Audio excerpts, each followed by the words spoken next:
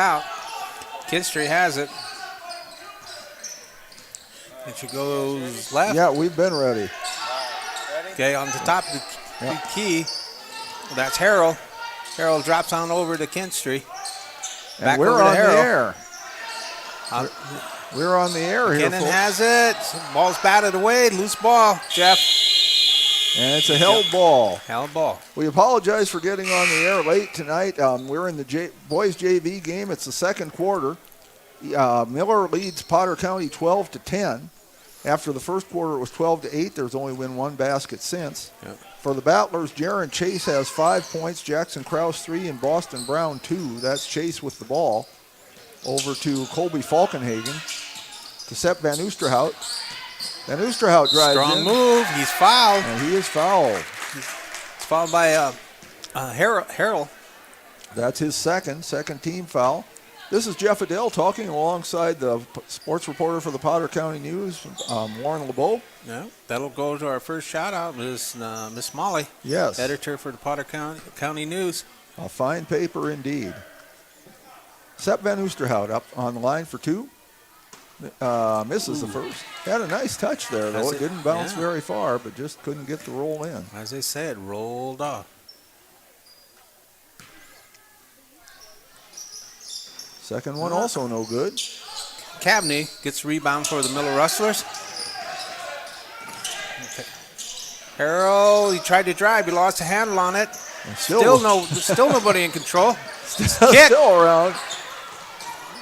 Still loose. All we needed was yakety sax on that play, I think. Yeah, I think we had a little bit of a soccer game going on, folks. But it'll be Battler's ball, and that's the good news. Okay, and those who are technical about it, kicking is an intentional act, so that accidental kick was rightfully let go. Michael Jager threw it into Colby Falkenhagen.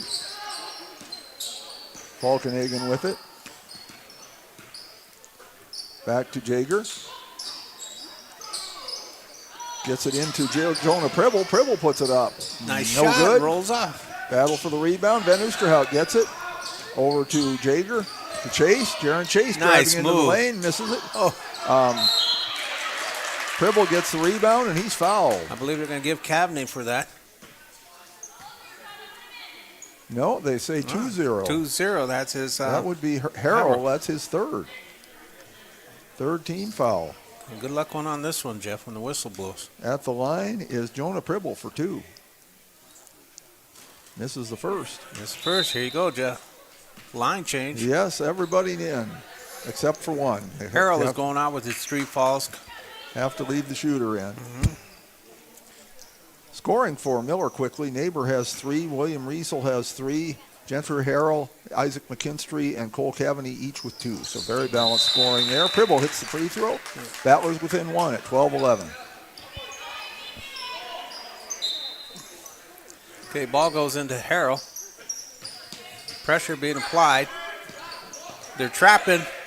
They get it into Baker. Baker drops off Cabney. Thrown up by Neighbor, but it rolls off the rim. And a foul called. I believe they got Schlechter for that one. No? Well, we'll see. Yes, I believe it was. It is Terrell Schlechter, excuse me. Folks, if we mispronounce one of your kids' names, we're not doing it on purpose. We're doing the best we can. There's a three-pointer. Whoa, good nice. By Boston Brown. Nice. He has 5. Battlers take their first lead of the game at 14-12. They were down 7-0 at one Schlechter has it. Dropped off to Neighbor. Traveling. Oh. Again, we're in the second period, 3:14 to play. Potter County Battlers 14 and Miller Rustlers 12. We have a timeout. Yeah, let's just kind of get people up to speed here. We missed the girls' JV game, technical issues there. It was Miller 30 and Potter County 21. The quarter scores were Miller 15 and Potter County 7, and then Miller 24, Potter County 15. They only played 3 periods. Wound up Miller winning 30-21. Leading scorer for the Battlers in that one was Finley Hine with 12 points. Alyssa Kaup had 7, and Jaden Allmeyer had 2. For Miller, Faith Baumberger had 11 points. Jolie Palmer had 5. Madeline Sainga had 6. Emma Pugh 4, Kaylin Anderberg 4, Bella Wordle 2. J.C. Palmer also played but did not score. Also playing for the Battlers who did not score were Rael Pursoon, Paige Allmeyer, Jordan Kaiser, and Addison Grease. Here, at the quarter break, it was Miller 12 and Potter County 8. In the starting lineup for the Battlers, it was Brendan Bieber, a 5'9 junior. He's number 33. Number 3, Jackson Krause, a 5'10 junior. Number 24, Sepp Van Oosterhout, a 6'3 junior. Number 35, Jaron Chase, a 5'3 sophomore. And number 1, Joseph Stanley, a 5'9 sophomore. And it's Battler ball. And Boston Brown has it now to Stanley. Back to Brown. What can Brown do for you? Well, for one, he's being guarded by Kinstry. Kinstry still has him. He kicks it out. Bieber with it. Drives in. Pass out to number 5. That's Jensen's Weber. No good. Nice rebound, but Stanley with the rebound. To Brown. No good. Right idea, though. Stanley again with the rebound, but loses the ball. Capney takes control of it for Miller. Kicks it out of Kinstry. Kinstry goes between 2, goes through 3, and he maintains control. Taken away by Brown. Driving all the way, bounce pass, but it's intercepted. Okay. Kinstry stole the pass. He still has the ball. Shoots it up front to Neighbor. Neighbor kicks it back out. Kinstry's going to set the offense for the Rustlers. Kicks it on over to Harrell. Harrell's trying to set something up. Kinstry fires up a 3. In and out, in and out, and in again. It rolled around, hit the board, rolled around, and went in. You couldn't make a ball do that if you were trying to. No. But it works for Miller, and they take a 15-14 lead. Bieber with it. Looks like 3. Nope. That was Gabe Mink that put that one up. No good. Loose Stanley ball. fighting for the rebound. Konecki has it, and he calls timeout. Okay. A timeout on the court. And we want to thank Tyler Fisher for getting us on the air at all tonight, because he's having some issues. I think they're still having some issues here, but no, he says we're good. All right, that's good to know. And so just running through the Miller starters quickly. Number 20, Gentry Harrell, a 6-foot junior. Number 22, Isaac McKinstry, a 5'10 junior. Number 30, Terrell Schlechter, a 6-foot freshman. Number 32, William Riesel, a 6'1 sophomore. And number 50, Cole Cavaney, a 6'4 sophomore. They got height. Yes, they do. They got some height for a JV squad. We're kind of caught up here. Battlers fell behind early. They were down 7-0 at one point, but made a couple of threes to get back in it. And now trail by a single point, 15-14. A minute 44 to play in the second quarter. Yeah. Miller ball. Okay. Kinstry kicks on it up. Keenan lost it. And Bieber took it away. He'll bring it up the floor. Long bounce pass to Stanley for 3. Stanley was fouled. Yes! Keenan ran into him. And he'll have a chance for a 4-point play. That put a smile ear to ear on him, Jeff. Yeah, I'm sure it did. Good shot. Got this Reno Bergman, the assistant coach for Miller, shaking his head. Foul is called on Drew Keenan. That's his second. And the free throw off the glass goes. When you're hot, you're hot. Yeah. He used the bank. He used the bank to get that one in. The bank is open. Yeah. 18 Neighbor has it. He gets across the division line. Kicks it on up to McKinstry. McKinstry has it. Kicks it back down. Neighbor fires up the 3 from the coffin corner, and nothing but air. Pulled down by Keenan, though. Kick back out to McKinstry. McKinstry drives. And I believe they're going to get Boston Brown on that. Miller's gotten a lot of offensive board. No, they call 33. Brendan Bieber. Okay, his Bieber first. Only the first team foul. New rule this year, you only count the team fouls per quarter, and after 5, you shoot. 2. Shoot 2, that's no right. No more 1-and-1s. Yep, the 1-and-1 is no more. Keenan has it, kicks it on out to McKinsey. Harrell has it, drives, stops, pops, off the rim. Good hustle. Yes, as Mink scooped it into Chase. Nice Chase pass. to Bieber. Bieber takes it up. Oh! Got to give a big shout out for Jaron Chase for getting that ball to him, though. Yes, that just looked really good. And Mink with the save on the board, too. As they say, he threaded the needle. 20-15, Battlers up 5. Kinstry has it, gets across over the division line, kicks it back out to Harrell. And they'll let that one go out of bounds. So just like that with that 4-point play, Jeff. Yeah, Battlers have their biggest lead of the night at 5 points, 33.1 to play. Yeah. Shot clock is off. Chase ringing it up. Gets it to Trayson Ziegler. Nice move. And one too many steps. One too many steps, yep. NBA, they let it go. Oh, absolutely. Well, dribbling's optional in the NBA, I think. Neighbor has it. Triggers it in. Back to Neighbor. Neighbor goes on up to Harold. Back to Neighbor. They'll try to drop it in Kennan. Kennan goes up. He's fouled. Yep, they're going to give him 2 shots. Yeah, believe they got Gabe Mink on that one. And they did. That's his first, only the second team foul. 16.8 to play, second quarter. Keenan fires up the first one. Nothing but a net.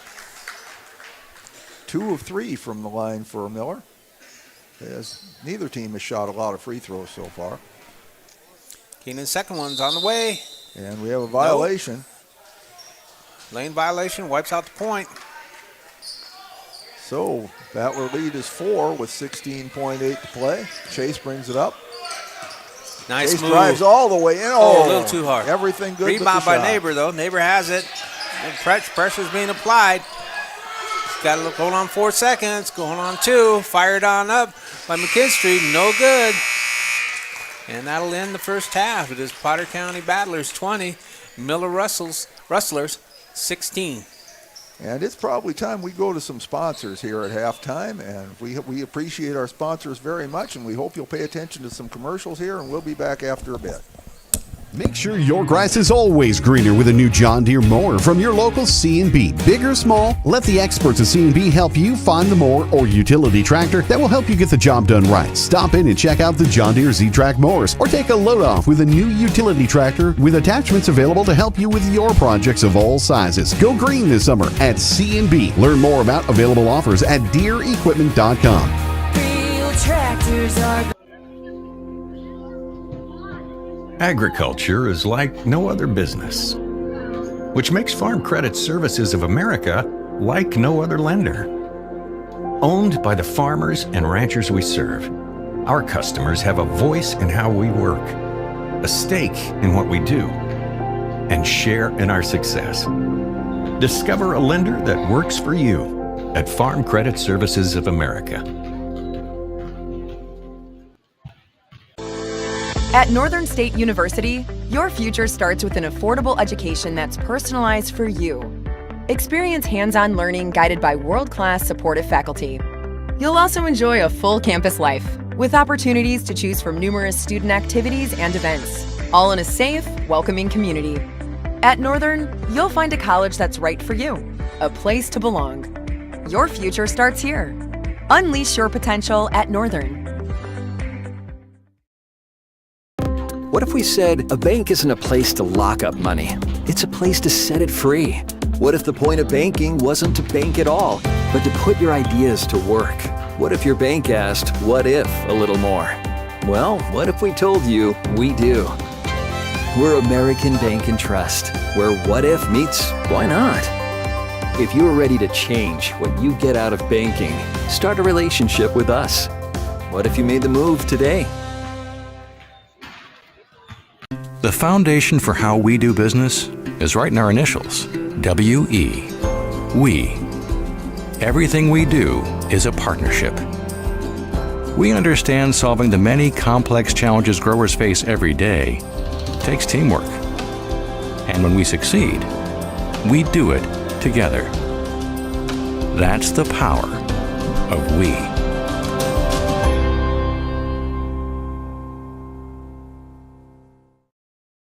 Dakota Applicators can transform your space, whether it be a garage, basement, outside patio, or even your living quarters in the house with their concrete coatings. Epoxy Docs has a concrete coating that will fit your needs. Give Dakota Applicators a call at 605-290-0997 or go online to epoxydocsus.com. Dakota Applicators, a proud supporter of Potter County sports and activities. Every farm is unique, but all farmers have something in common: the desire to maximize their land and improve it for the next generation. You need a cooperative that offers peace of mind. AgTegra Cooperative is an ag partner that shares your values and is part of your community. From agronomy and grain operations to energy and feed, AgTegra will link your farm to the future.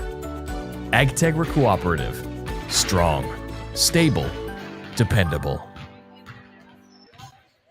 Allied Plumbing and Heating is your contact for business, farm, commercial, and residential plumbing needs located in Pierre. No job is too big or small for Allied. Put our over 50 years of experience to work for you. At Allied Plumbing and Heating, the only surprise we want for our customers is how fast they get the job done. That's why we offer free estimates on every single service, no hidden charges. Give them a call today at Allied Plumbing and Heating. Remember, you can rely on your allies. The innocence of youth. Is there anything any better? But soon they'll be in high school and facing all the same challenges you faced. How to make friends, how to fit in, how to be cool. We want our children to have everything they'll need to live fulfilling and productive lives. Make sure the kids in your family are among the more than 57,000 participants here in South Dakota who take part in high school sports or activities. Whether you're pregnant or planning ahead, you and your baby deserve a healthy start. We offer a wide range of services such as advocacy, health screenings and education, care coordination and car seat safety, participant empowerment, referral services, and fatherhood support. To learn more about Great Plains Healthy Start, visit greatplainstravelhealth.org or call one of our 5 service areas today. Brought to you by Great Plains Healthy Start, so that the people may live. We hope you are all enjoying the student productions of your school. Tonight's event and every event produced by your school during the school year are created, filmed, and produced by the students you love to follow and support. Become a booster of your school's live event coverage by becoming a sponsor. It's a great way to show your support of the athletes and students in your community. As a sponsor, you'll get great visibility for your business, organization, or family by supporting the live productions of your school. Your first car. It might not have been perfect, but that didn't matter. You loved it because you worked hard for it. You took care of it, and it took care of you, your friends, and maybe that someone special. And through it all, we were there working with you, for you, to make sure it was a smooth ride. Farmers Union Insurance. More choices, great rates, local agents. Contact your local Farmers Union Insurance agent today.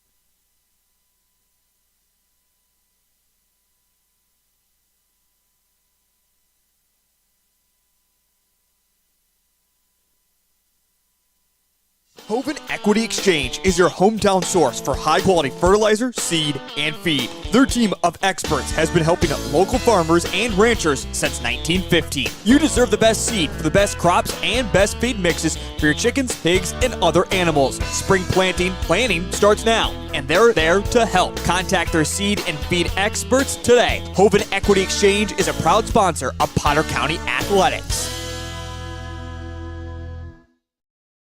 Vilas Pharmacies in Gettysburg, Highmore, and Oneida are an independent family-owned business that exists to improve the quality of life for their customers and to make their community great. At Vilas Pharmacies, they work hard to ensure their pharmacists and staff not only assist customers with their needs, but build good relationships that will last for the long haul. If you want a first-class pharmacy experience from a South Dakota independent pharmacy, you've come to the right place. Vilas Pharmacy, a community pharmacy designed for you. At Northern State University, your future starts with an affordable education that's personalized for you. Experience hands-on learning guided by world-class supportive faculty. You'll also enjoy a full campus life with opportunities to choose from numerous student activities and events, all in a safe, welcoming community. At Northern, you'll find a college that's right for you, a place to belong. Your future starts here. Unleash your potential at Northern.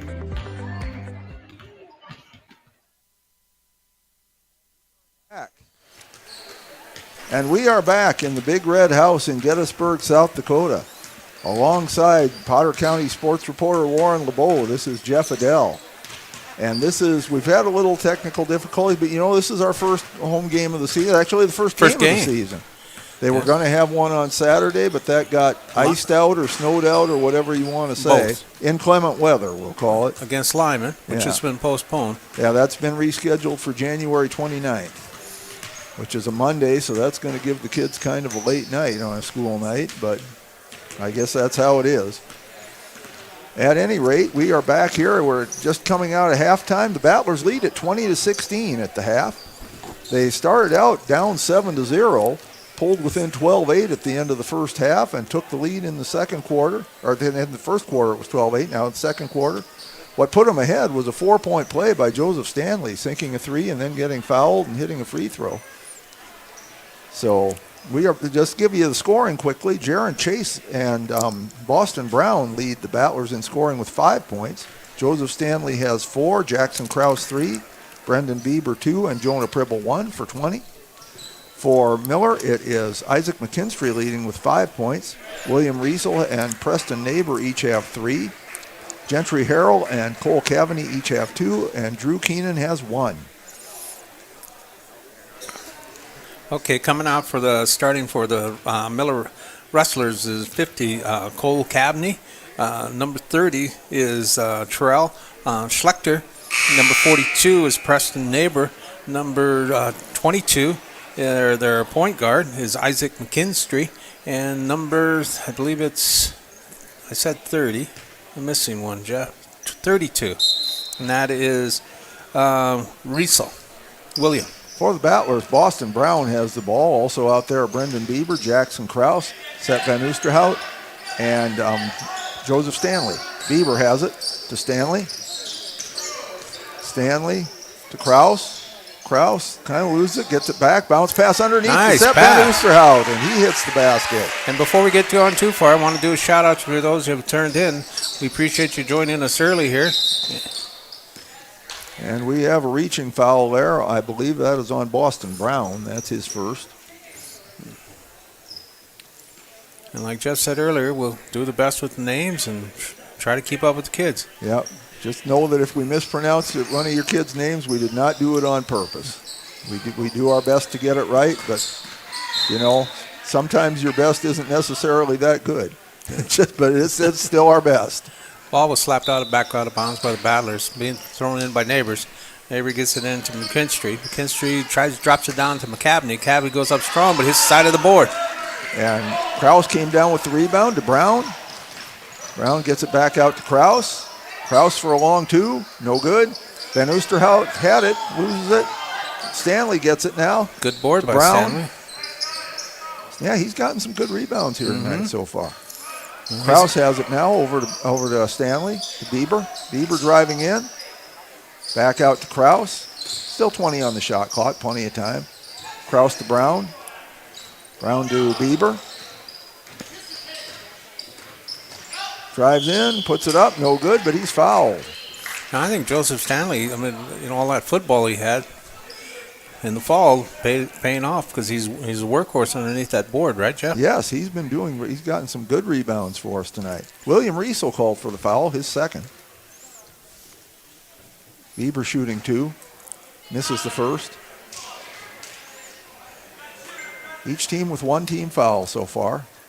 4:42 to play, third quarter. Bieber hits the second. Battlers applying pressure. Neighbor will take it in. 3-court pressure. Neighbor has it. Kicks it out to Riesel. Riesel tried to hit Cavaney. It's over his head. Yeah, Cavaney's 6'4", but he still couldn't reach that one. Right. 23-16. Battlers leading by 7. This is their longest lead in the night. Brown brings it up. Kraus for 3. No good. But Van Oosterhout there with the rebound. Bieber. Right between the legs. That's what they say in hockey, the 5-hole? Yeah, that's right. And hard to catch it when they throw it at your feet. But, that happens. There's hockey. There'd be a whistle and a flashing red light going on. But it was the right pass to make. Yes, as far as he was open underneath, just couldn't get the ball to him. Should have bounced it about 4 feet farther in front of him. Okay. Back to Schlechter bringing it in. That's McKenzie. McKinstry with it. Neighbor has it in the corner. He's looking for help. And he drops. Passed it to the guy standing drops out of bounds. Drops it to Schlechter, but Schlechter was out of bounds. Timeout called by Miller. So we'll take a break here. And with 4:06 to play, Battlers leading 23-16. We'll be back. Now's your chance for a great deal on smoking fast fiber internet from Venture Communications. Upgrade to the speed you need, up to 1 gig. And with whole home Wi-Fi included as part of your service, experience no-lag gaming, your favorite music, web surfing, HD video streaming, and connect to the latest smart devices. If you're ready for an upgrade, call or visit Venture Communications online. And we're back. It was a 30-second timeout. Battlers ball. Kraus to throw it in to Brown.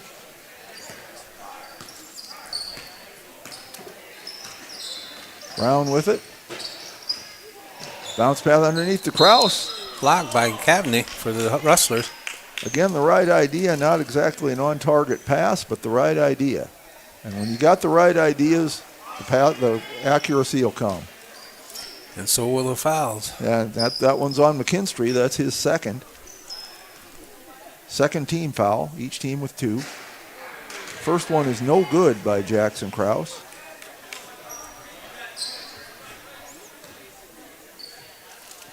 Still a 7-point lead. Second one in and out and in again. So Kraus hits 1 out of 2, makes it an 8-point lead, 24-16. McKenzie has it. He drops it off onto Riesel. Riesel gets it over. And lost it out of bounds. That three-quarter pressure is paying off, Jeff. Yes, it is. Kraus throws it into Brown. Brown to Stanley. Out to Bieber. Bieber to Brown. Looks at a 3, decides to take a 2. Misses it. Okay. McKinstry has it. Stops. Oh, take it away. Good job, but Brown. Takes it in. Puts it up. No good. Kraus right there. Kraus, good follow-up. Brown did a great job for the Battlers.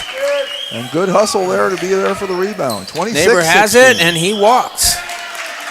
Get a suitcase. He's doing some traveling. Yeah.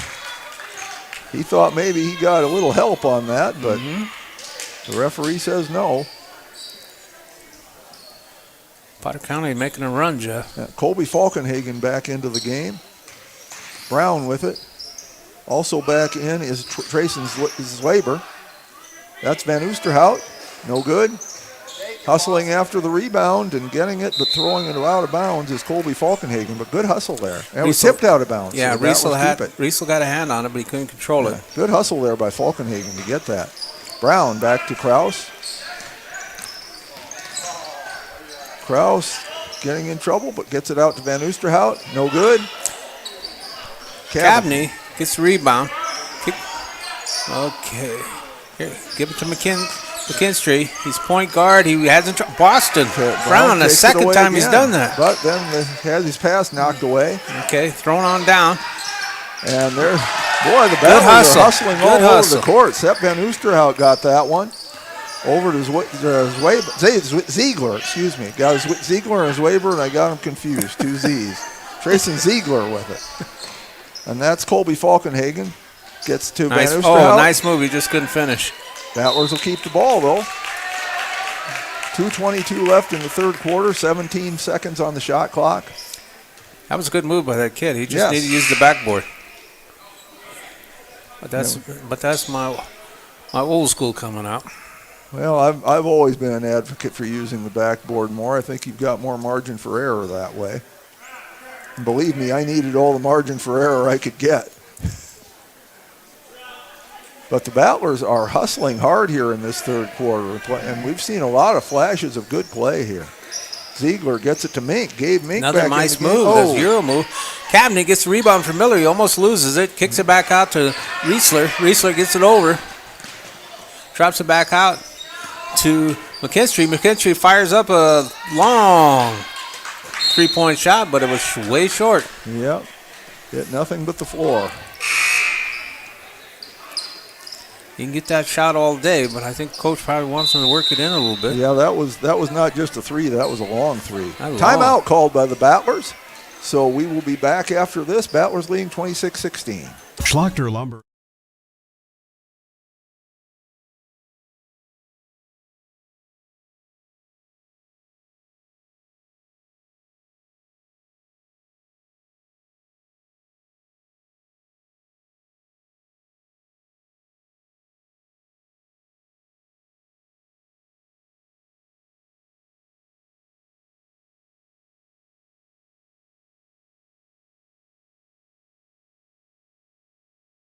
Schlachter Lumber in Gettysburg. It needs to.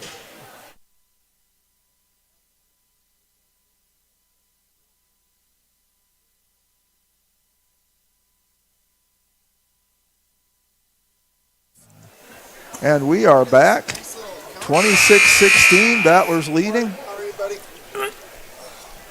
And Michael Fisher comes in to relieve Tyler Fisher on the running the board, and we appreciate both of them. And if we couldn't be on the air without these folks. Battlers leading it by 10. 2:03 to play in the third quarter.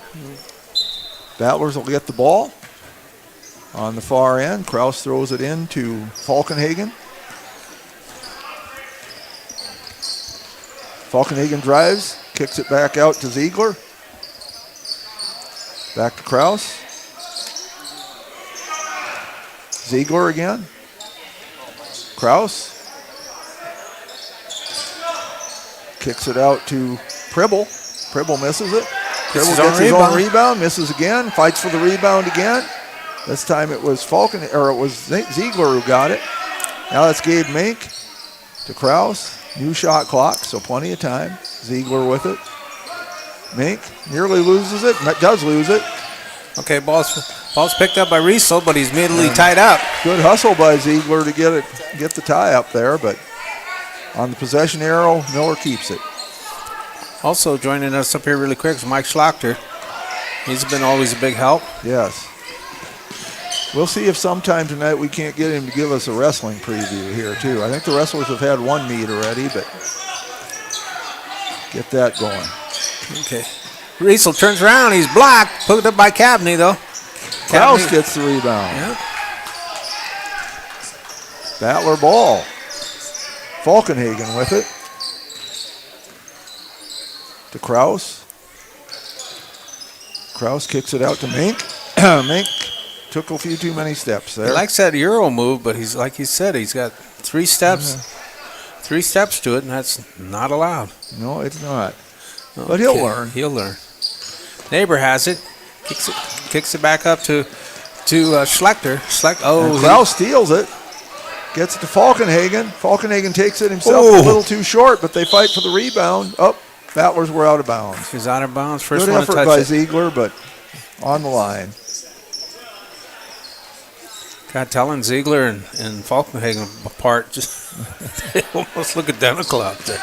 They do look similar. Okay.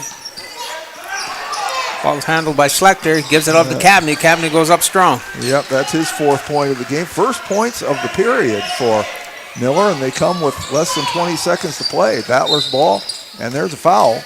And they're going to get Baker for that. Joseph Baker picks up his first foul. 12.1 seconds to play. 3rd team foul, so no shots. Kraus looking to throw it in. Bounce pass into Falkenhagen. And he gets tied up.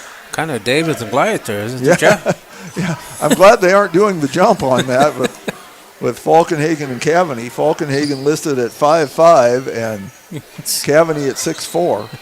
But it's Battler ball on the owning possession. Kraus gets it into Falkenhagen. Falkenhagen tries to get in. Kraus takes the long two, hits it. That'll do Kraus it. hits it at the buzzer.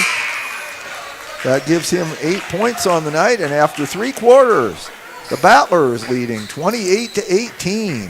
We will be back after these messages. A proud supporter of Gettysburg and surrounding community sports and activities, Schlachter Lumber has been serving the area since 1888. When it comes to building, come to Schlachter Lumber. They carry Valspar paints, Midland garage doors, Marvin windows, a large variety of Milwaukee tools. Schlachter Lumber services and repairs all kinds of tools and compressors. They're happy to provide you with a free estimate too. Call Schlachter Lumber at 605-765-9417. Proud to be a part of bringing you this game. Schlachter Lumber in Gettysburg. At Ringneck Energy, their mission is to produce renewable energy that adds value to grain and livestock production, enhances the income of their investor partners, and provide a safe, rewarding work environment. Located at 901 Redwood Avenue in Oneida, South Dakota. Call 605-945-6900 or check ringneckenergy.com. A proud supporter of local schools and wishes... We are back. 1 quarter to go. Battlers leading at 28-18. It's Miller ball first. Looks like Harrell's going to throw it in for Miller, but not sure what that horn was about. But we're ready now. Okay. Weasel gets it across for the Miller. Drops it back in up to Harrell. Knocked away by Stanley. And what do we have? Got a foul on. No, I think he just was on the line. Oh, he's just on the line. Battler ball. So Jensen's Weber, number 5 in the game, threw it into Chase. Brown, long two, no good. Pulled down by Harrell. And he's called for traveling.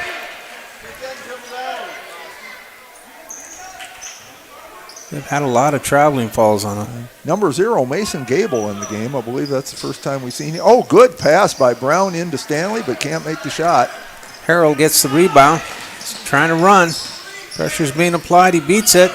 He kicks on out to Schlechter. Schlechter over. The long shot is picked up by Harrell. Harrell makes 2. He has 4 on the night. Lead down to 8. Brown with it. Brown that's for 3. No good. Right on line, but off the rim. Pulled down by Schlechter.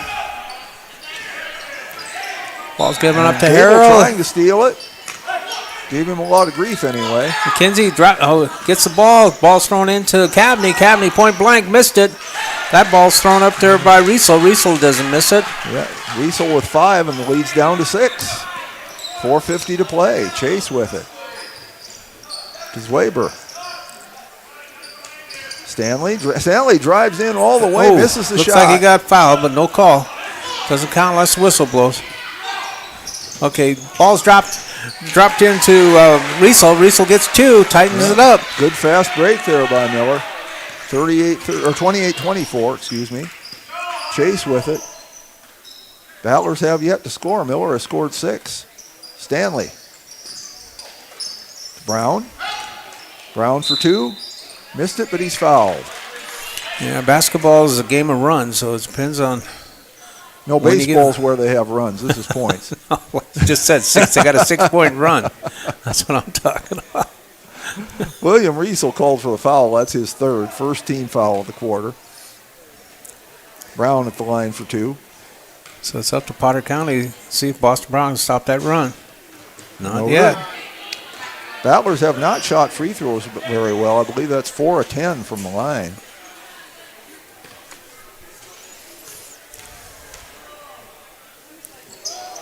That one all right, goes in. there. Let's see if that puts a stop to the Millers' run. First point for the Battlers in the 4th quarter. McKinstry gives it. Cavaney has it, turns, shoots off the board.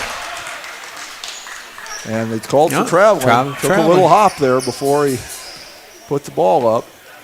The Battlers are trying to do a full court press, but Miller's broken it pretty successfully here a few times. Brown with it to Gable. Gable to Bieber.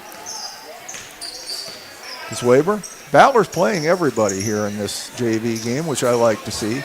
Chase with it. Oh, he tried to get it into Swaber, but it's tipped away, and Swaber wasn't really looking, so that's kind of a break for the Battlers there, that it was tipped out of bounds by Miller. Brown looking for someone to throw to. Finally throws it long. Chase will run it down. Yeah. And there's no over and back on the inbound pass. Because there's no team possession on the inbound pass. And Chase nice. tried all the way nice to loses move. control of the ball, but apparently was knocked away. So the Battlers will retain possession. Only 6 on the shot clock. Brown to throw it in. So if they do that long pass again, they're going to have to get it back in quickly. Gets it into Gable. Gable out to Bieber, or Stanley, excuse me. And Stanley travels. Well, there was 1 on the shot clock. I don't think we were going to get a shot off anyway. 3:35 to play in the game. Harrell triggers it in. McKinstry has it. Fires it down to Cabney. Cabney has it. Drops it back into Harrell. Hits it. He's got 4 in the quarter, 6 for the game. Lead down to 3. Battlers need to do some scoring. They've only got 1 point in this quarter. Brown with it to Stanley. Gable for 3, no good. That's off. Goes out of bounds, and Miller with a chance to tie it up if they get a 3. Bieber and Kraus come back into the game. Gable and Swaber go out. Harrell triggered in for the Miller Rustlers. All coming up on 3 minutes.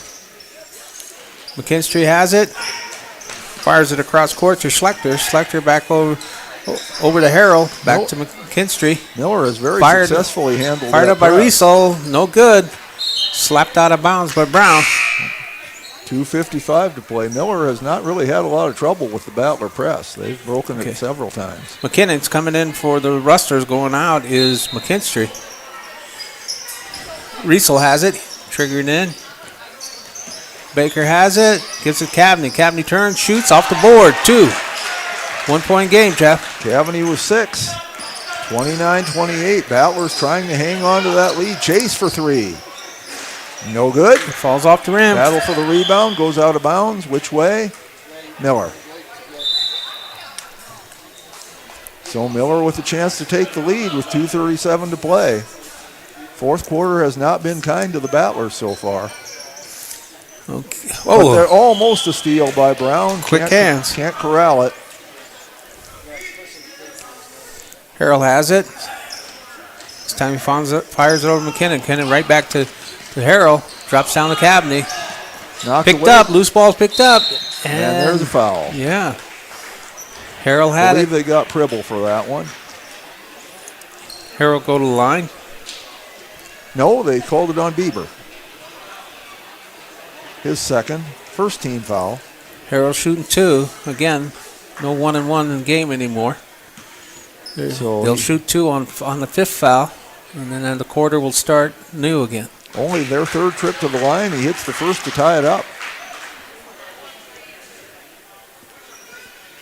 Miller 3 of 4 from the line. Second shot.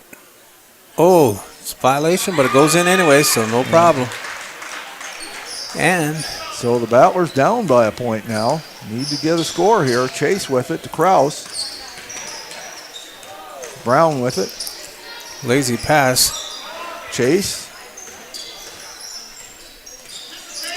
driving in, kicks Nice it out pass. to Pribble. No good. Oh, ball's pulled down by Riesel. Harrell gets it across. And there's a foul they're gonna called call on a Brown. Reach around.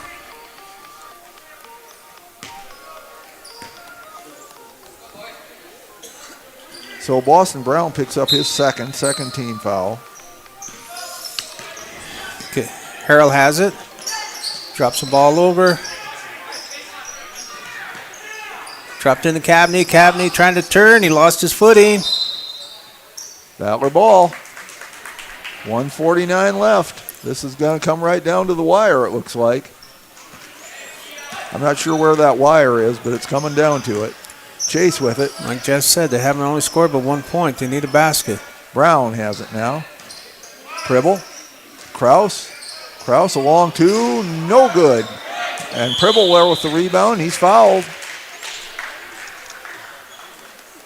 Will not be a shooting foul. The foul on Cavaney, that's, I believe, his first. Yes, it is.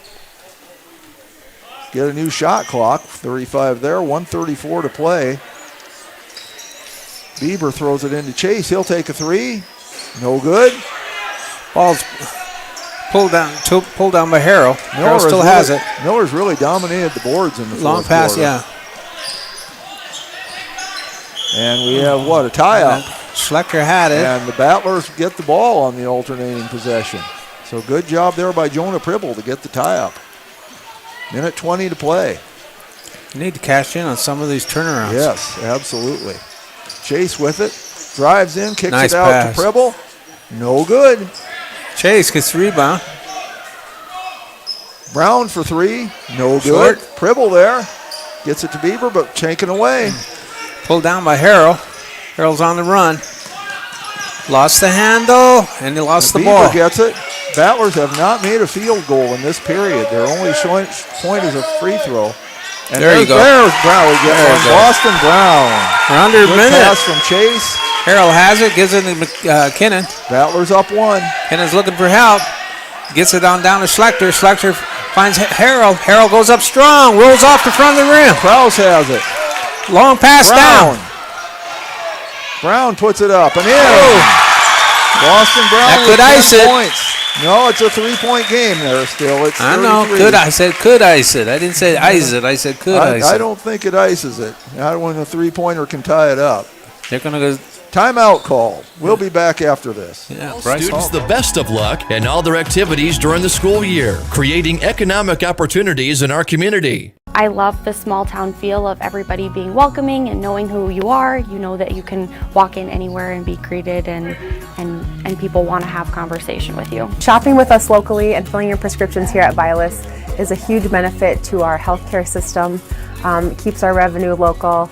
It's just a great benefit to our entire community. We have drop-off points in Oneida, Selby, and Tobin. Customers can call their refills in and we get their prescriptions ready and then we send them out to the different stores. Now's your chance for a great deal on smoking fast fiber internet from Venture Communications. And we're back. 17 seconds to play. Battlers up 3. So I assume Miller will be trying for a 3-point shot here. And obviously the Battlers know that too. So, but you don't want, now it's one of those things, you don't want to foul, but you don't want to just give them a basket either. No, and I think that's why they called the timeout, was to set their three-quarter trap. I'm sorry, 26 seconds to play. I was looking at the time left in the timeout. So Harrell has the time. ball. No, excuse me. I was Schlechter that had it. Tried to go to Harrell. Paul knocked out of bounds. Battlers keeping the pressure on here. 22 seconds left. Harrell has the ball out of bounds. He'll trigger it in. Cross-court pass. That goes to Riesel. Riesel gets it over. He's driving strong. They're calling a blocking foul. That doesn't hurt anything. That's only the third team foul. And it's taking time off the clock. Yeah. Bieber with his third personal. 17.8 to play. Harrell triggered in underneath for the Miller Rustlers. Got set, like Jeff said, 17 seconds. Pass in, dropped in, nice shot, and it rolls in by Schlechter. So they take a 2, and that cuts the lead to 1 with 33-32 with 15.2 to play, and we'll take another break. Upgrade to the speed you need, up to 1 gig.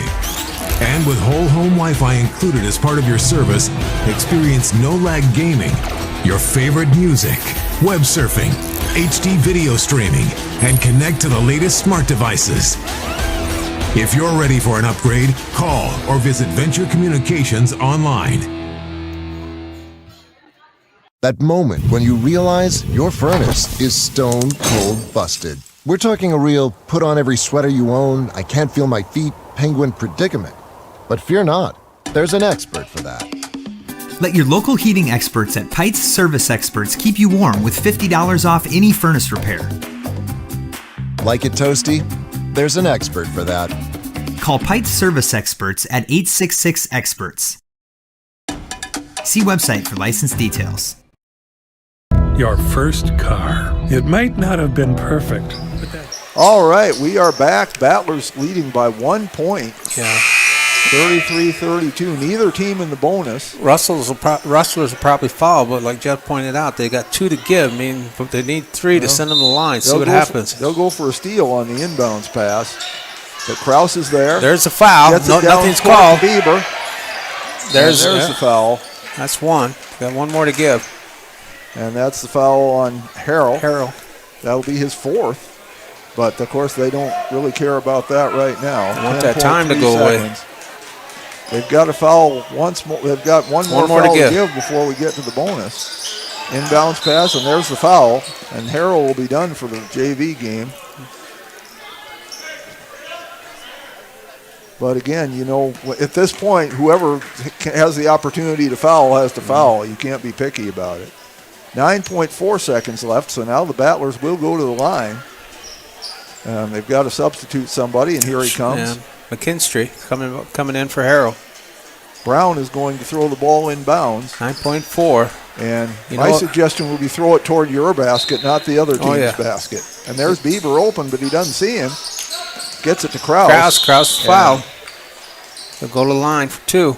And it may be a matter of who do you want to get fouled, too, so you can put him on the line. I think at this point, it doesn't really matter. You just need to get somebody to the line.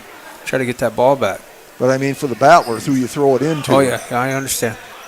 That's the 4th foul on Riesel. Kraus at the line. He's 1 of 2 tonight. In and out. 8.3 seconds.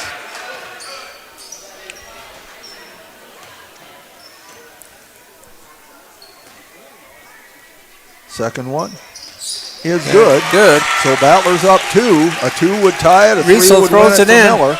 Gives it down to Harrell. Harrell's looking for... that'll do it. Kraus. That'll do it. Be careful. They might foul you. That'll do it.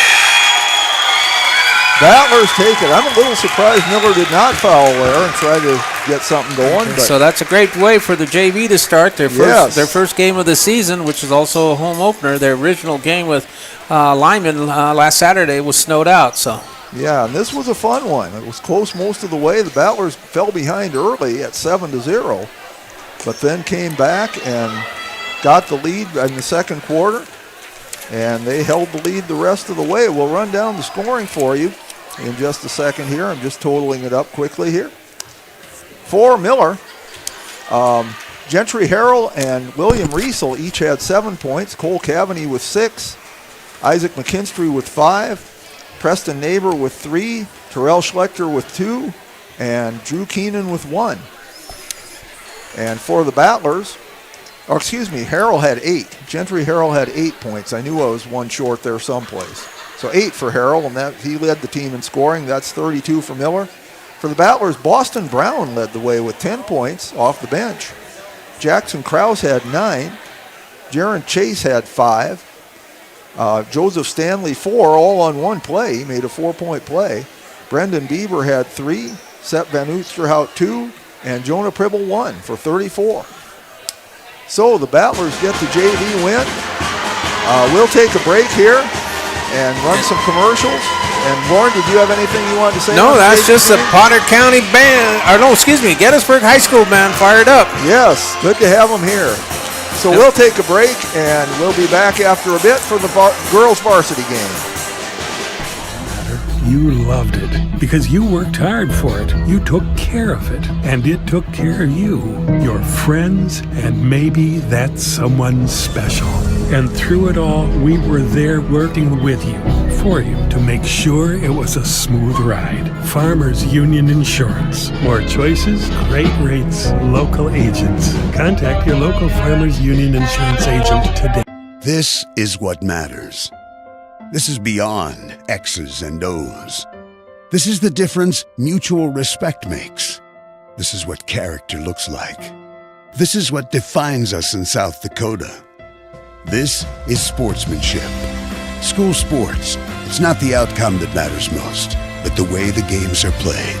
This message presented by the South Dakota High School Activities Association and the South Dakota Interscholastic Athletic Administrators Association.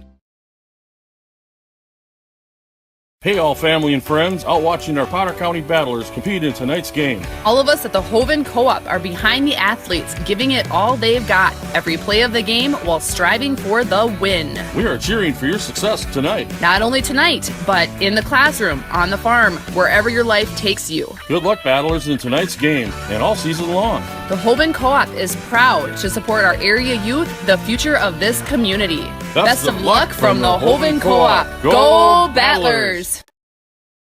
CoreCares helps individuals stay at home by offering caregiving, nursing, and medical alert systems in over 55 communities in South Dakota. Specializing in tasks like bathing, meal prep, and medication setups, our well-trained staff delivers exceptional care. We invest in our team through customized training and comprehensive benefits. To learn more about job opportunities or services, visit our website at corecares.com. CoreCares, proudly serving our community. Do you have a pest problem? Got bats, ants, termites? Family owned and operated, Olson's Pest Technicians have had over 50 years experience taking care of pest problems in places across South Dakota, Nebraska, and Iowa. Utilizing brilliant methods such as Centricon bait stations for termites and Vicane treatment for bed bugs. There's no pest too tough for Olson's Pest Technicians. If you have pest problems, call 800-NO-BUGS. At East River Diner of Gettysburg, we've captured everything we love from great food, friendly faces, and an inviting atmosphere. Stop in and try our delicious pizzas, burgers, wings, and desserts. We've got something for everyone, including fantastic service with a smile. East River Diner is located at 711 West Garfield Avenue in Gettysburg. Stop in before or after the big game, or place an order online to grab and go. East River Diner is a proud sponsor of Gettysburg Battlers athletics and events. Whether you're pregnant or planning ahead, you and your baby deserve a healthy start. We offer a wide range of services such as advocacy, health screenings and education, care coordination and car seat safety, participant empowerment, referral services, and fatherhood support. To learn more about Great Plains Healthy Start, visit greatplainstravelhealth.org or call one of our 5 service areas today. Brought to you by Great Plains Healthy Start, so that the people may live.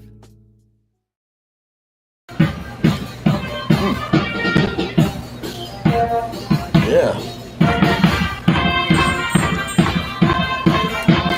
Another one. Yep. Man, this town's changed. Yeah. About damn time.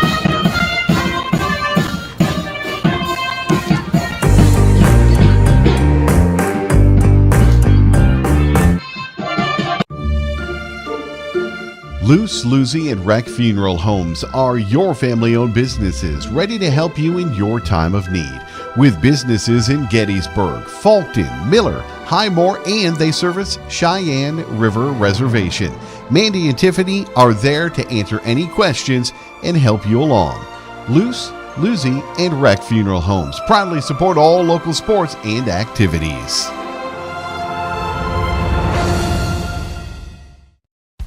Best of luck in today's competition to the Potter County Battlers from Black Sheep Agronomy, your local agronomy experts.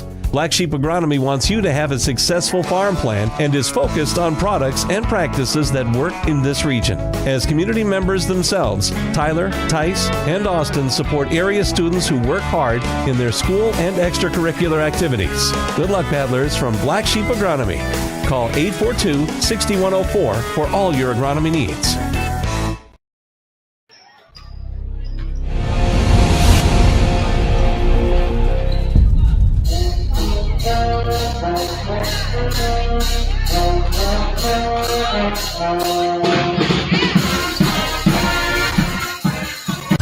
At Plains Commerce Bank, our roots run deep in the plains of South Dakota, where our bankers have been making decisions locally since the 1930s. We're the people in whom you've placed your trust, and we'll be around when you need us. Hi, this is Kay Kaup, Agribusiness Banker at Plains Commerce Bank. We take the time to get to know your business and your needs. We offer customized lending, local decision-making, and great service, all important to help you grow your business and reach your dreams. Plains Commerce Bank, member FDIC, equal housing lender.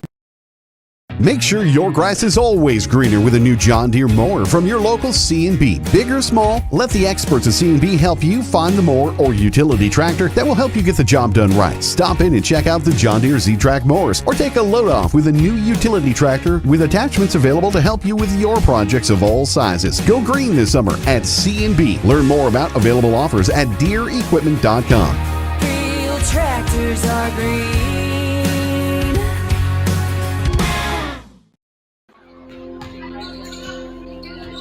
Agriculture is like no other business, which makes Farm Credit Services of America like no other lender. Owned by the farmers and ranchers we serve, our customers have a voice in how we work, a stake in what we do, and share in our success. Discover a lender that works for you at Farm Credit Services of America. At Northern State University, your future starts with an affordable education that's personalized for you. Experience hands-on learning guided by world-class supportive faculty. You'll also enjoy a full campus life with opportunities to choose from numerous student activities and events, all in a safe, welcoming community. At Northern, you'll find a college that's right for you, a place to belong. Your future starts here. Unleash your potential at Northern. What if we said a bank isn't a place to lock up money? It's a place to set it free. What if the point of banking wasn't to bank at all, but to put your ideas to work? What if your bank asked, what if, a little more? Well, what if we told you we do? We're American Bank and Trust, where what if meets why not? If you're ready to change when you get out of banking, start a relationship with us. What if you made the move today? The foundation for how we do business is right in our initials, W-E, we. Everything we do is a partnership. We understand solving the many complex challenges growers face every day takes teamwork. And when we succeed, we do it together. That's the power of we.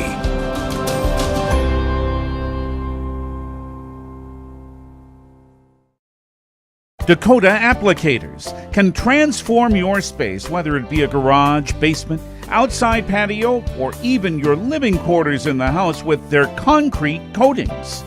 Epoxy Docs has a concrete coating that will fit your needs. Give Dakota Applicators a call at 605-290-0997 or go online to epoxydocsus.com. Dakota Applicators, a proud supporter of Potter County sports and activities. Every farm is unique, but all farmers have something in common: the desire to maximize their land and improve it for the next generation. You need a cooperative that offers peace of mind. AgTegra Cooperative is an ag partner that shares your values and is part of your community. From agronomy and grain operations to energy and feed, AgTegra will link your farm to the future. AgTegra Cooperative. Strong, stable, dependable. Allied Plumbing and Heating is your contact for business. Battler Basketball is on the air from the Big Red House in Gettysburg, South Dakota. We are here. It is alongside the Potter County News sports reporter Warren LeBeau. This is Jeff Adele. We are back for another year, Warren. I guess they couldn't find anybody any better. Well, I'm flying high again with Reverend Jeff. All right. Well, this is the first game of the season. First game was going to be last Saturday, but then the weather had different ideas, and that game got postponed. It was going to be at Lima. And so that game's been rescheduled for January 29th. So this is the first game of the season. And we welcome to all of you that are listening. Yes. And the first game of the season is always kind of exciting. You know, you don't know what you're going to you have some expectations, but you really don't know what you're going to see. And, I remember several times I've asked Vern Smith about the football team before the season, how are they going to be? And his answer was pretty much always the same. After a few games, I can tell you. Yeah. So that's kind of where we're at. But this is going to be a fun season for the Battlers. They're all fun seasons anyway, and we love to bring you these games. And so we are glad to be able to do that. Why don't we kind of run down the starting lineups here? This way, if we do them now, we can do them kind of slowly so people can actually understand it. Warren, you want to take the Miller starting lineup for us tonight? I sure will. But before we get into that, this will be Miller's actually second game. Okay. They played a doubleheader on the 13th, the Thursday, and the girls won that against Stanley County. And it was 61-41. They lost 5 seniors from last year, 4 of them starters, so it's a rebuilding year for them. But I still think Miller is always strong. They have always been strong, Jeff. Well, and that's certainly a good start to win a 20-point game in your first game. And then they're also out of 6A, so they're a 6A team. Okay. And their overall record last year was 18-5. And they lost in the Sodak 16 to Rapid City Christian 60-47. So they've got a lot of returning players, so they're going to be salty tonight no matter what. And they're all everybody like Jeff said, everybody's looking to head towards the Summit Arena of the Monument in Rapid City for state. And so starting for the Miller Rustlers will be number 10. She is a sophomore, 5'6" guard, Grace Wordall. Another sophomore starting, 5'10", Katie Litke. She's number 14. Also another sophomore starting, 5'9", forward, Paige Wordall, number 20. Starting as a forward, junior, 5'10", Aaliyah Schlechter, and she's number 30. And finally, in the middle, another junior, another guard is 5'4", Morgan Koda. She's number 34. And there are 3 Wardells on the program, and I found out from their head coach, Eric Norden, they are cousins. None of them are sisters. Oh, well. So if there's a wedding over there with one of those Wardell girls, you can imagine it's going to be a big one. I imagine so. Okay. And then the superintendent for Miller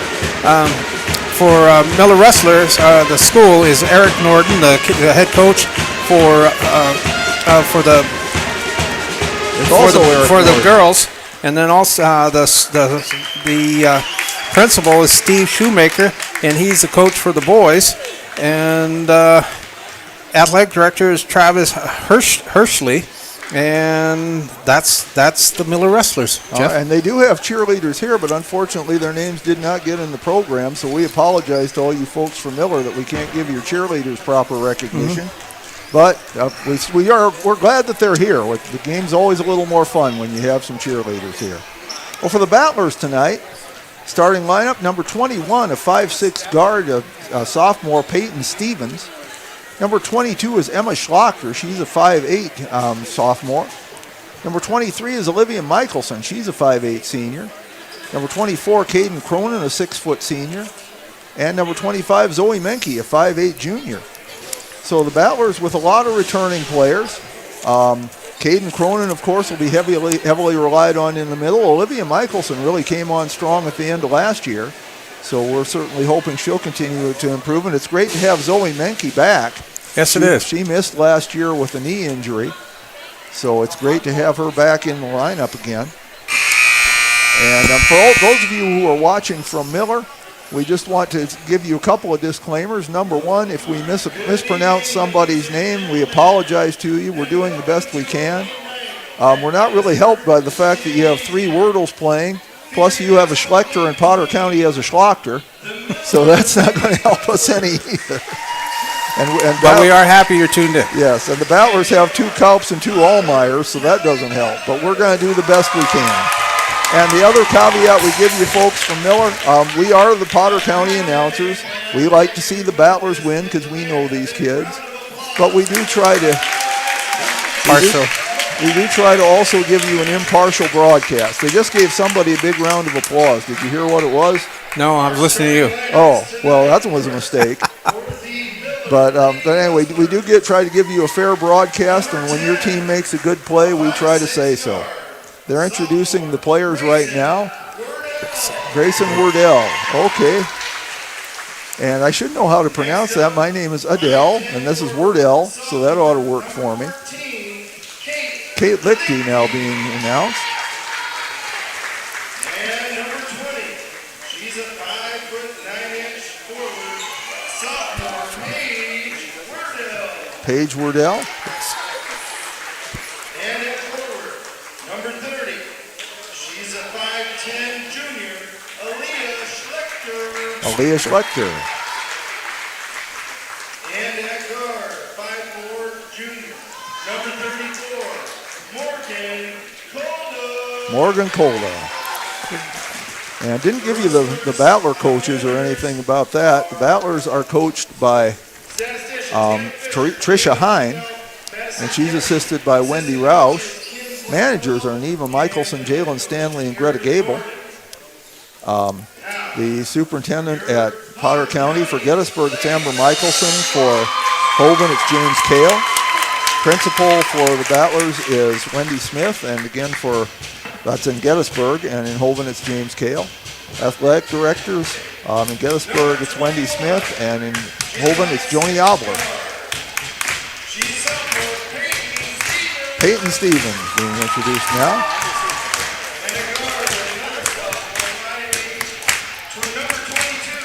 Emma Schlachter.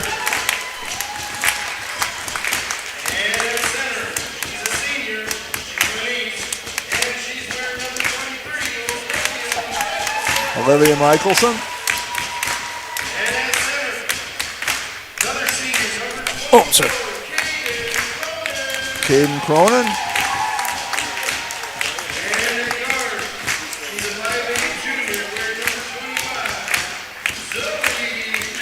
Zoe Menke.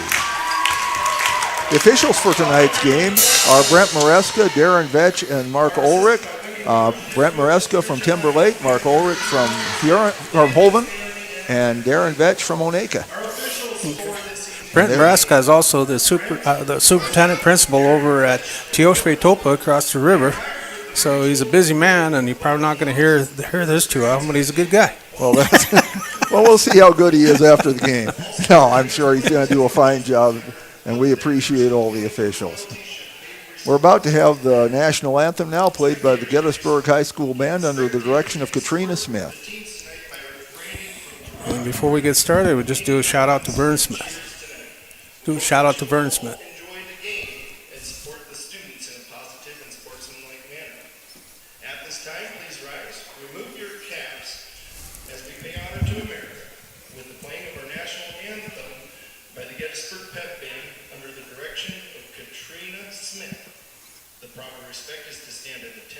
And place your right hand over your heart. Veterans and out-of-uniform military personnel may salute the flag.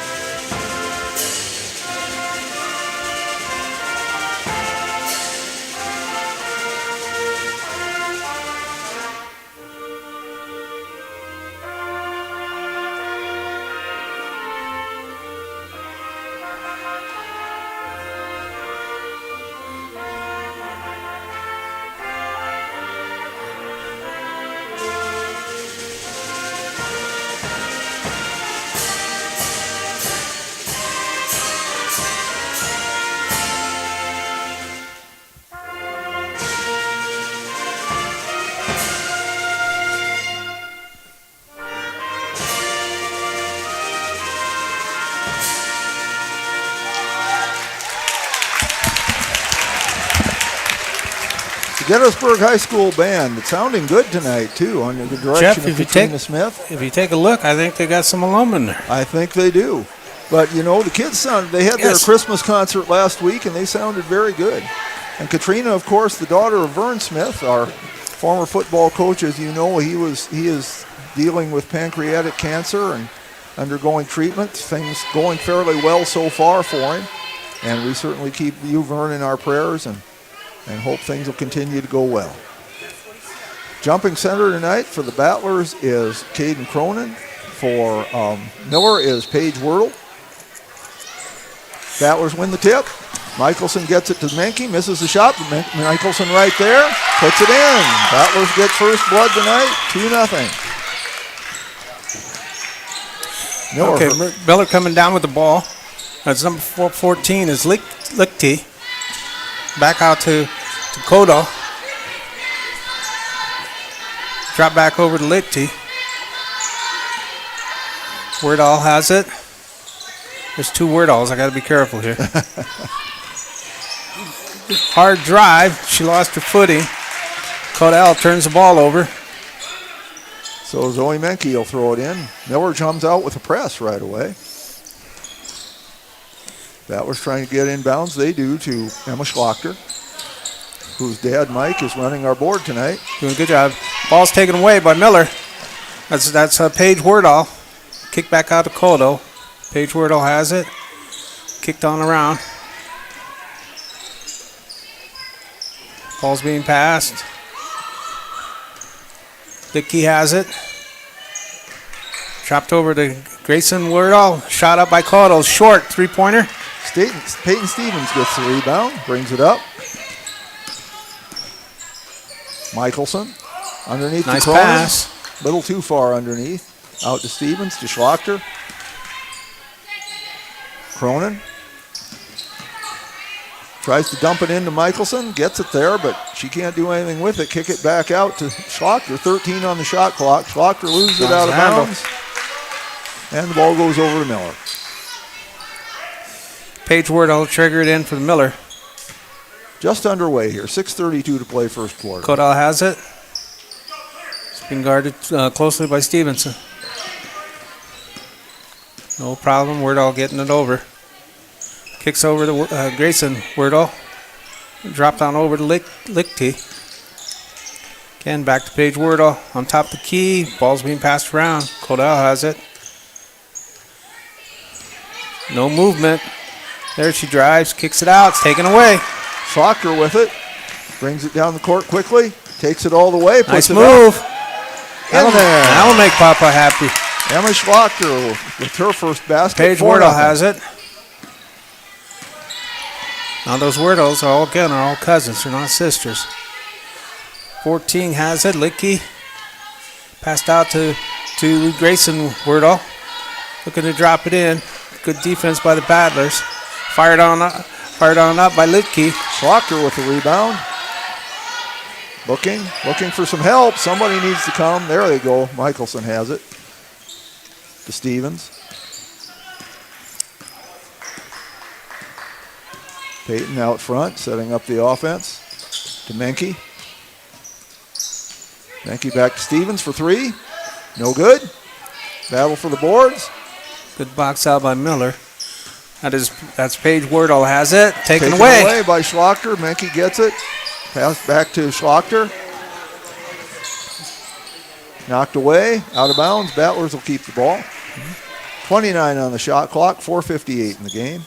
First quarter. Schlachter to throw it in. Cronin. Back to Schlachter.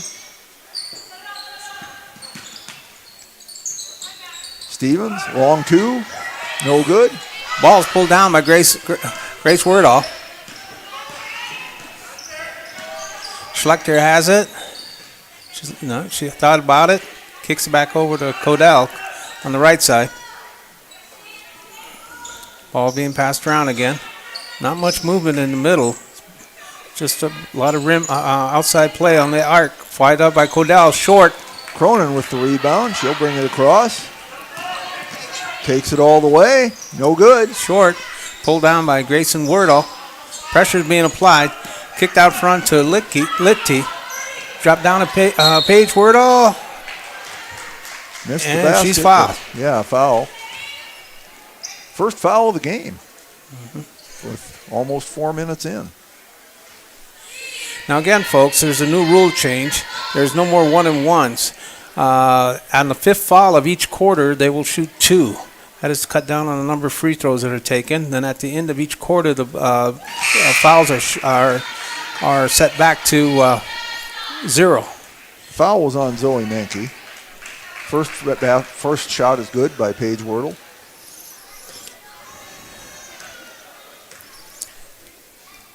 Paige Wordle sends up the second one. In and out. And lane violation. Lane violation. She'll get another one. So it's like that never happened. Isn't that what Safe Like says? It's like it never happened.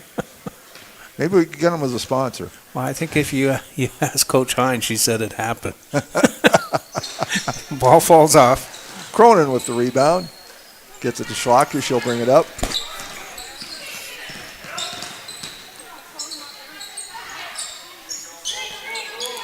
Stevens with it. Stevens looking for help. Yeah, they're looking to work it into Caden. There it goes Cronin. in. Turn around, no good, but she's fouled. She's fouled by Lichty. Actually, it's Serve Pro that says it's like it never happened. Got to get my old cultural references right. Kate Lichty gets the foul. I'm willing to bet Coach Hine knows it happened. First foul on Lichty. Shooting 2 is Cronin. She hits the first. So on the season, the Battlers are 100% from the line. You know what that means, Jeff? Means they're doing good so far. Yeah. 5-1. Hope we didn't put that announcer jinx on them. No, there is no such thing.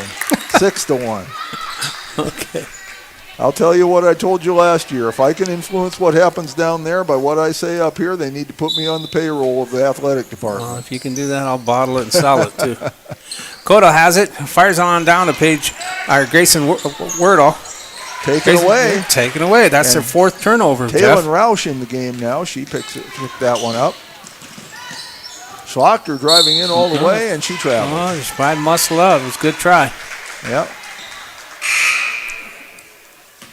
Also in the game is Danica Kaup for the Battlers. Palmer comes in for Grayson Wordle. She played a lot in JV. She did a good job. She's a sophomore.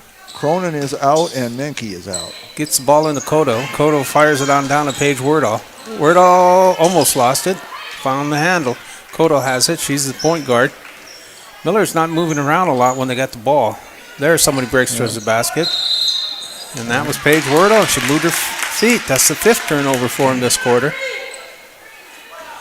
And I'm sure that doesn't make their coach very happy. And that coach is Eric Norden. Pass it into Stevens. But it's early season, you know. Yeah. Their second game, our first. You're going to have some mistakes like that early on. Ball's taken away. And there's a turnover by the Battlers. Turnover by the Battlers. That's their 3rd one this quarter. Ball's throw down to Schlachter. And nearly taken away, but it'll stay with Miller. Zoe Menke comes back in. Olivia Michelson goes out. Kodo triggered in for Miller underneath on the right side of the lane. There's the break. Basketball's passed out to Lichty. Lichty's looking for help. Kicks it out front to Wordle. That's Paige. Nearly taken away by Cal. Oh, and that is Palmer. She's bumped. Yeah. Ball will just go out of bounds. Emma Schlachter picks up the foul, her first, second team foul. 2:50 to play, first quarter. Referees a little bit of argument what if it goes to baseline or sideline. So they're working out their bugs too. Yep. Grayson Wordle into the game. Kate Lichty goes out. This is Palmer throwing it in. She gives it up to Grayson Wordle. Grayson Wordle fires on over to Schlachter. Wordle has it now up front. Drops it on down to Palmer. No movement again. They're standing still. And they lost it. Battler ball. 6 turnovers. 2:32 to play. Coming in the game now, Finley Hine, as Emma Schlachter goes out. Finley Hines is only an 8th grader, folks. But she knows what she's doing out there. She got a lot of experience from last year. Menke throws it in to Kaup. Danica. Being guarded close by Palmer. No foul. Good screen. Gets it to Menke. Menke drives in. Blocked. Blocked by Schlechter. Schlechter still has it. That was a 4th turnover by the Potter County Battlers. Good move by Codal. Misses the shot, Missed the shot, though. And Kaup gets the rebound. Brings it up the floor. 2 minutes to play, first quarter. Stevens with it. Driving into the baseline, into the lane. Kicks it out to Menke. No good. No, too strong. Ball's pulled down by Palmer. Palmer's going to run. She's looking down the pass down to Wordle. Page breaks it up.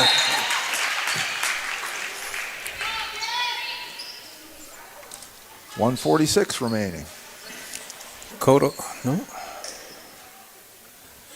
Paige, Grayson Wordle steps out to trigger it in. Drops it into Schlechter. Back out to Codal. Codal over to Grayson Wordle. Grayson Wordle is going in the middle lane, kicks it on out. Palmer drops it down into, right back out to Grayson Wordle. Short on the three-pointer. Kaup with the rebound. Ball's taken away. Kicked out to Palmer. Palmer fires it back across court. To Paige Wordle. Wordle drops it into Schlechter. Schlechter will get it. First basket for Miller of the night, 6-3. Low scoring game so Coming far. up on a minute to play in the first quarter. Stevens with it. To Kaup. Underneath the nice Hines. move. She puts it up and in. Yes. Nice move. I told you she knows what she's doing out there. 8-3. And the 8th grader scores. Okay. Grayson Wordle fires it over to the left side. That is Palmer that has it. Codal has it on top of the key. She's looking to drop it off. She does. It's Grayson Wordle. Codal has it. They got to pick it up for the violation. Our Stevens would have had 2. That's right. Yeah, teams tend to do that. They go, oh, it's over and back. We lost the ball. Well, you still got to go get it. You're giving up an easy basket. 35.9 to play in the first quarter. Battler ball, Hine to throw it in. And somebody needs to get over there where she is to take the ball. There we go. Menke has it. Underneath, nobody there. Drop it in. Michelson tries to save it, but 31.2, shot clock is off. Grayson Wordle will inbound it on the baseline. Codal will bring it up. No pressure by the Potter County Battlers.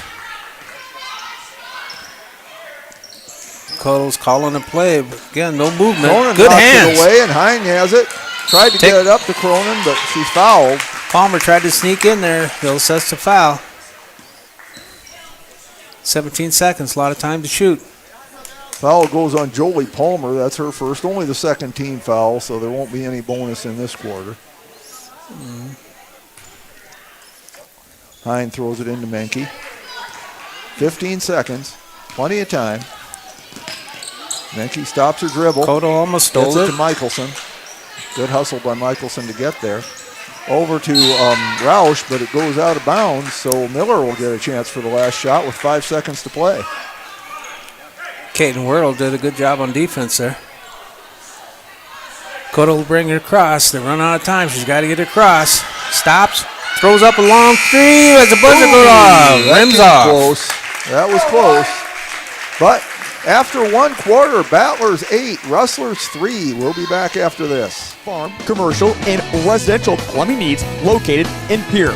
No job is too big or small for Allied. Put our over 50 years of experience to work for you. At Allied Plumbing and Heating, the only surprise we want for our customers is how fast they get the job done. That's why we offer free estimates on every single service, no hidden charges. Give them a call today at Allied Plumbing and Heating. Remember, you can rely on your allies. The innocence of youth. Is there anything any better? But soon they'll be in high school and facing all the same challenges you faced. How to make friends, how to fit in, how to be cool. We want our children to have everything they'll need to live fulfilling and productive lives. Make sure the kids in your family are among the more than 57,000 participants here in South Dakota who take part in high school sports or activities. Whether you're pregnant or... We are back, ready for the start of the second quarter. Battlers leading at 8-3. Scoring very evenly distributed for the Battlers. 2 for Emma Schlachter, 2 for Olivia Michelson, 2 for Caden Cronin, 2 for Finley Hine. Miller has 2 by Aaliyah Schlechter, 1 by Paige Wordle. Miller will get the ball first here in the second quarter. Codal will trigger it in. Gets it into Grayson Wordle. Wordle drops it on down to Litke.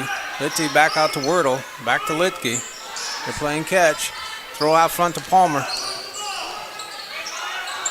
Grayson Wordle has it. Throws it out to Codal. Codal looks to go inside and instead kicks it across. Palmer has it. She throws it into the middle. Fired up and off the board is Schlechter. Yeah, so Leah Schlechter with a basket off the backboard. Pull your mic a little closer to your mouth. What? Yeah. Okay. Battlers with it. Hine has it to Michelson. Or that's Menke, excuse me. Menke. We'll start with them, but it's stolen away. Stolen away by Palmer. But taken right back. No, but then stolen Miller again. still has it. Who wants the basketball? Put a handle on it. Long court press. Cross. Skip the cross. That is Grayson Wordle. Goes up. She's short. Fight underneath. Michelson gets it to Menke. And we have a timeout called by the Battlers. First timeout of the game with 6:57 remaining in the second quarter, and we will be back after this. You and your baby deserve a healthy start. We offer a wide range of services such as advocacy, health screenings and education, care coordination and car seat safety, participant empowerment, referral services, and fatherhood support. To learn more about Great Plains Healthy Start, visit greatplainstravelhealth.org or call one of our 5 service areas today. Brought to you by Great Plains Healthy Start, so that the people may live. We hope you are all enjoying the student productions of your school. Tonight's event and every event produced by your school during the school year are created, filmed, and produced by the students you love to follow and support. Become a booster of your school's live event coverage by becoming a sponsor. It's a great way to show your support of the athletes and students in your community. As a sponsor, you'll get great visibility for your business, organization, or family by supporting the live productions of your school. And we're back here. Tyler Fisher running the board now. We've had Tyler Fisher, we've had Michael Fisher, and we've had Mike Schlachter all running the board. Takes 3 of them to keep us in line, and we've got Tyler's wife Kelsey here to keep him in line. So, taken away by Codal. Fast break going down there. Stop. But she puts it in anyway off using the board. Morgan Cola's first basket, and it's 8-7. Battlers down or up by 1. Stevens with it now. Underneath the Cronin, she puts it up, no good, but she's fouled. They'll say that Schlechter will get the foul. That's her first team foul, of course.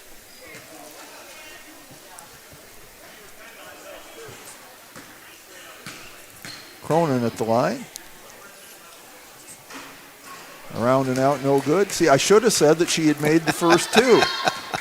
2 for 3 from the line now. I thought you weren't going to take any responsibility, Jeff. Missed that one too, but Michelson there for the rebound. Underneath to Roush. Roush puts it up, no good. Gets her own rebound. Blocked. Cronin there. Cronin puts it up, no good. Pulled down by Palmer.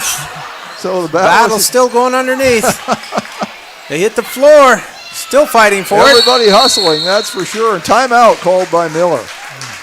So that's one way to keep the ball. That's their first timeout, so they have plenty of them left. And we'll just take a quick break here and be right back. Your first car. It might not have been perfect, but that didn't matter. You loved it because you worked hard for it. You took care of it, and it took care of you, your friends, and maybe that's someone special. And through it all, we were there working with you, for you, to make sure it was a smooth ride. Farmers Union Insurance. More choices, great rates, local agents. Contact your local Farmers Union Insurance agent today. And we're back. We just want to give a quick shout out to Rich LaRoche tonight. It's his birthday today. And I understand he turned 39, so we're sure happy to celebrate his 39th birthday. Kodal has the ball. She's getting it across for the Rustlers.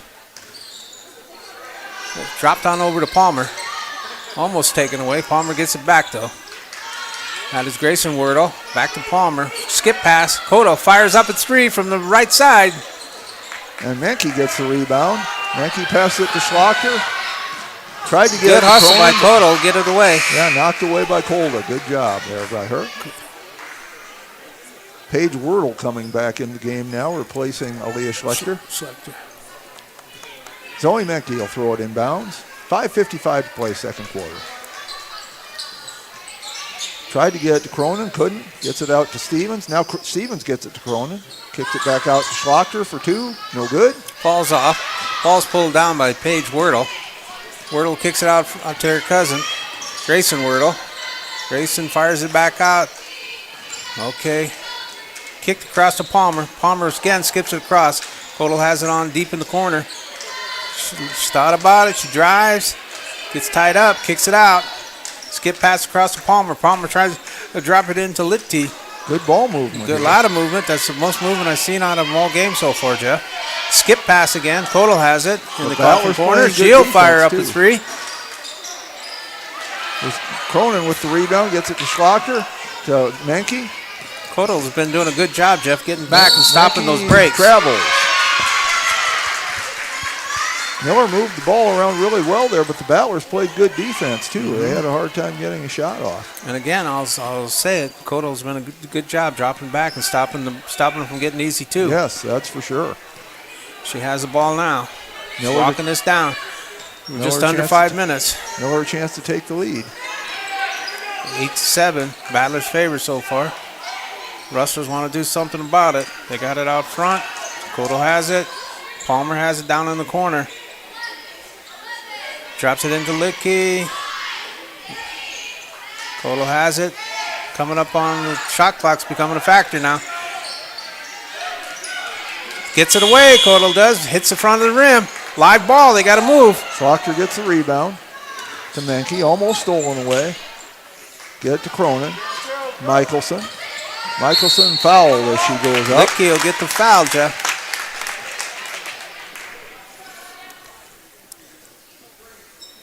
Good discipline by Michelson. Yes, that's Lichty's second team foul. Michelson, her first trip to the line. Hits the first. The net. Battlers 3 of 5 from the line tonight. Lichty goes out. Aaliyah Schlechter comes back in. Zoe Menke out. And Danica Kaup back in.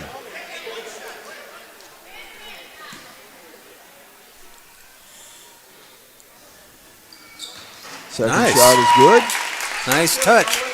Battlers up 3, 10-7. Grayson Wordle has it, fires it down to Palmer. Palmer almost lost a handle on it. She recovers. She's in the corner. She kicks it out to Kodal. Kodal kicks it over to Paige Wordle. Back out to cousin Grayson Wordle.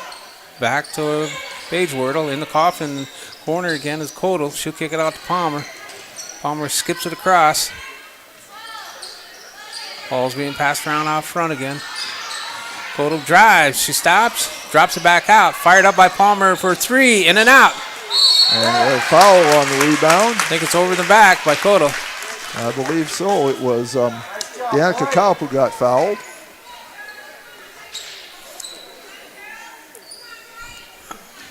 Foul does go on Kolda. That's her first, third team foul. Battlers bring it up, leading by 3. Stevens with it. Gets it to Kaup. Kaup drives into the lane, hooks it up. Danica Kaup, her first basket. Battlers back up 5, 12-7. Okay, Palmer looking to drop it in. Ball's taken away. Takes it away. Kaup. Knocked away, still loose. Kodal gets the loose ball. She's running. But I do like, Jeff, that they're trying to run Potter County. Oh, yeah, they've been moving the ball well. Good dribbling by Kodal. Stops. And there's a foul. And she's fouled. But, that's a foul by a player trying too hard, and you'd sure rather see him try too hard than not try hard enough.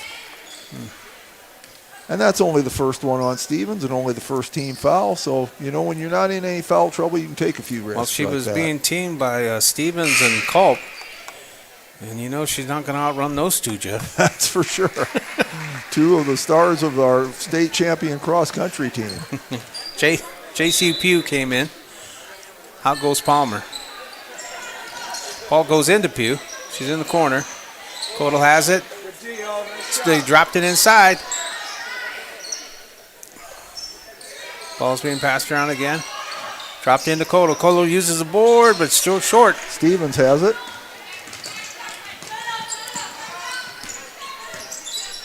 Gets it to Michelson. Oh, Bad intended pass. for Schlachter, but a little too high. That's four turnovers in the quarter for Potter County. Right idea, just not executed well. And that, again, first game. Things are going to happen like that. Kicked over to Cordell. Backing down to Pugh. Pugh's almost loses it. Maintains control. Should drop it off Paige Wordle. Paige Wordle is going down to Schlechter. Schlechter goes in, but, yep, she walks. Traveled. 2:28 to play. Still a very low-scoring game, but Battlers on the long end of it. They started this quarter up 5. They're still up 5, 12-7. And again, Jeff, Potter County looks good for first game. Yes. Schlachter takes it all the Nice way move. in. Misses the Short. shot. Pulled down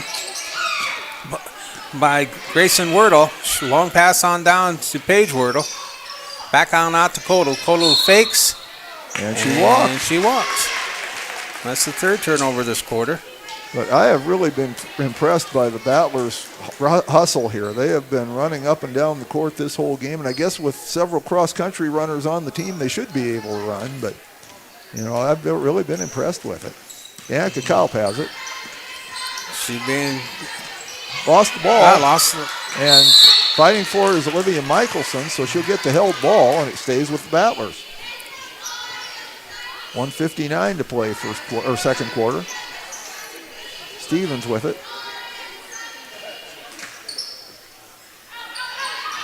Looking, got to throw it into somebody. Finally finds Schlachter. Michelson takes it to the basket, puts it up, Nice and hits move. it. Olivia with 6 points on the night. Battlers up by 7, their biggest lead of the game. Codal has it. 14-7. We're under 2 minutes to play. Codal's being guarded by Culp. Kicks it on over to Grayson Wordle. Wordle has it. Fakes. Goes into the middle. Picked up by Pugh. Pugh fires it across. Schlechter has it. She thinks about it. Good defense by Michelson, Jeff. Yes. Paige Battlers have Wordle been has playing it. good defense the whole game. Fired up by Schlechter at 3. Hits Nothing it. but net. Aaliyah Schlechter, she has 7 of the 10 Miller points. 14-10. That one's knocked away. But almost. Stevens gets it back to Michelson. Underneath. Oh, good. Roush misses a shot, fights for the rebound, and we have a held ball. Good inside pass by Culp. Caden Cronin comes back in. Olivia Michelson out. 14-10. Battlers up 4. A minute 8 to play. Codal goes out for the Rustlers. Back in is Grayson Wordle. Or excuse me, Paige Wordle. This is Grayson Wordle that's bringing the ball down. Kick down over. Paige Wordle goes. She slashes in. She fires it up. Partially blocked by Caden Cronin. She gets 2 blocks on that same ball. Pass back out, and it goes over. Over and back. Yeah. Maresca, referee, calls it over and back. Potter County's ball with 50 seconds left to play. So each team has 4 turnovers this quarter. Stevens throws it in. Kalp loses it. Got 5 turnovers for Potter County. Schlechter has it. Schlecter's working against Caden Cronin. Drops it off to Pugh. Pugh gives it into Paige Wordle. Paige Wordle fires it on town. Up top. Her cousin, Grayson Wordle. She tried to go in the middle. She's tied up now. And they're calling the jump ball. So it goes to the Battlers with 29 seconds left. Good hands by Caden Cronin. Shot clock will go off. I don't know if you recall, Jeff, but Caden used to get a lot of balls with those hands. Remember, Yeah. out of bounds, especially on out of bounds plays. Yes. Slapping at him. Schlachter brings it up. See if the Battlers play for one shot. Kalp No, they're not going to go for one shot. They missed the shot. Culp says shot clock? They only got one shot, but okay. Grayson Wordle has it. 7 seconds. Fired on in, back on out to Schlechter. Schlecter's got to do something. She fires up, blocked by Caden Cronin. Good D. So we have reached halftime with the Battlers having the lead. Battlers did not win the quarter. They lost it 7-6, but they started out with a 5-point lead, and they still lead by 4, and there's nothing wrong with that. We go to halftime. Battlers 14, Miller 10. We'll be back after this. Hoven Equity Exchange is your hometown source for high-quality fertilizer, seed, and feed. Their team of experts has been helping local farmers and ranchers since 1915. You deserve the best seed for the best crops and best feed mixes for your chickens, pigs, and other animals. Spring planning starts now, and they're there to help. Contact their seed and feed experts today. Hoven Equity Exchange is a proud sponsor of Potter County Athletics. Vilas Pharmacies in Gettysburg, Highmore, and Oneida are an independent family-owned business that exists to improve the quality of life for their customers and to make their community great. At Vilas Pharmacies, they work hard to ensure their pharmacists and staff not only assist customers with their needs, but build good relationships that will last for the long haul. If you want a first-class pharmacy experience from a South Dakota independent pharmacy, you've come to the right place. Vilas Pharmacy, a community pharmacy designed for you. At Northern State University, your future starts with an affordable education that's personalized for you. Experience hands-on learning guided by world-class supportive faculty. You'll also enjoy a full campus life with opportunities to choose from numerous student activities and events, all in a safe, welcoming community. At Northern, you'll find a college that's right for you, a place to belong. Your future starts here. Unleash your potential at Northern. Now's your chance for a great deal on smoking fast fiber internet from Venture Communications. Upgrade to the speed you need, up to 1 gig. And with whole home Wi-Fi included as part of your service, experience no-lag gaming, your favorite music, web surfing, HD video streaming, and connect to the latest smart devices. If you're ready for an upgrade, call or visit Venture Communications online. Schlochter Lumber in Gettysburg is a proud supporter of Gettysburg and surrounding community sports and activities. Schlochter Lumber has been serving the area since 1888. When it comes to building, come to Schlochter Lumber. They carry Valspar paints, Midland garage doors, Marvin windows, a large variety of Milwaukee tools. Schlochter Lumber services and repairs all kinds of tools and compressors. They're happy to provide you with a free estimate too. Call Schlochter Lumber at 605-765-9417. Proud to be a part of bringing you this game. Schlochter Lumber in Gettysburg. Welcome back to the Schlochter Lumber Press Box. Schlochter Lumber, serving the area since 1888.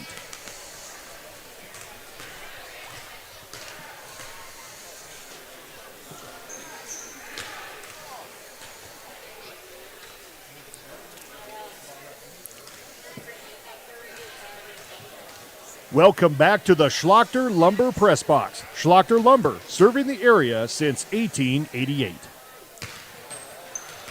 All right, you just heard from Schlochter Lumber, and we have the owner of Schlochter Lumber as well as the Battler Wrestling coach, Mike Schlochter, here with us. He's going to give us an update on what the Battler Wrestlers look like this year. Well, thanks, Jeff. Yeah, it's been, now we're in full swing of all the winter sports now, with basketball going tonight, and wrestling's been going for 2 weeks, and it's been so far a very good year.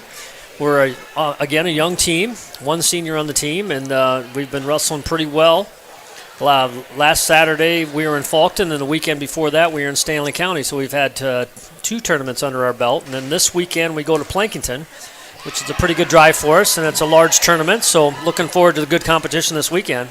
Yep. Yeah, that's always a big tournament down there in Plankington. Yeah, I think there's 21 teams. It's almost as big as our tournament here in January, the Battlers. So, we got some really good wrestlers this year, led by senior Nicholas Schlochter, and then we got Tanner Vandervorst.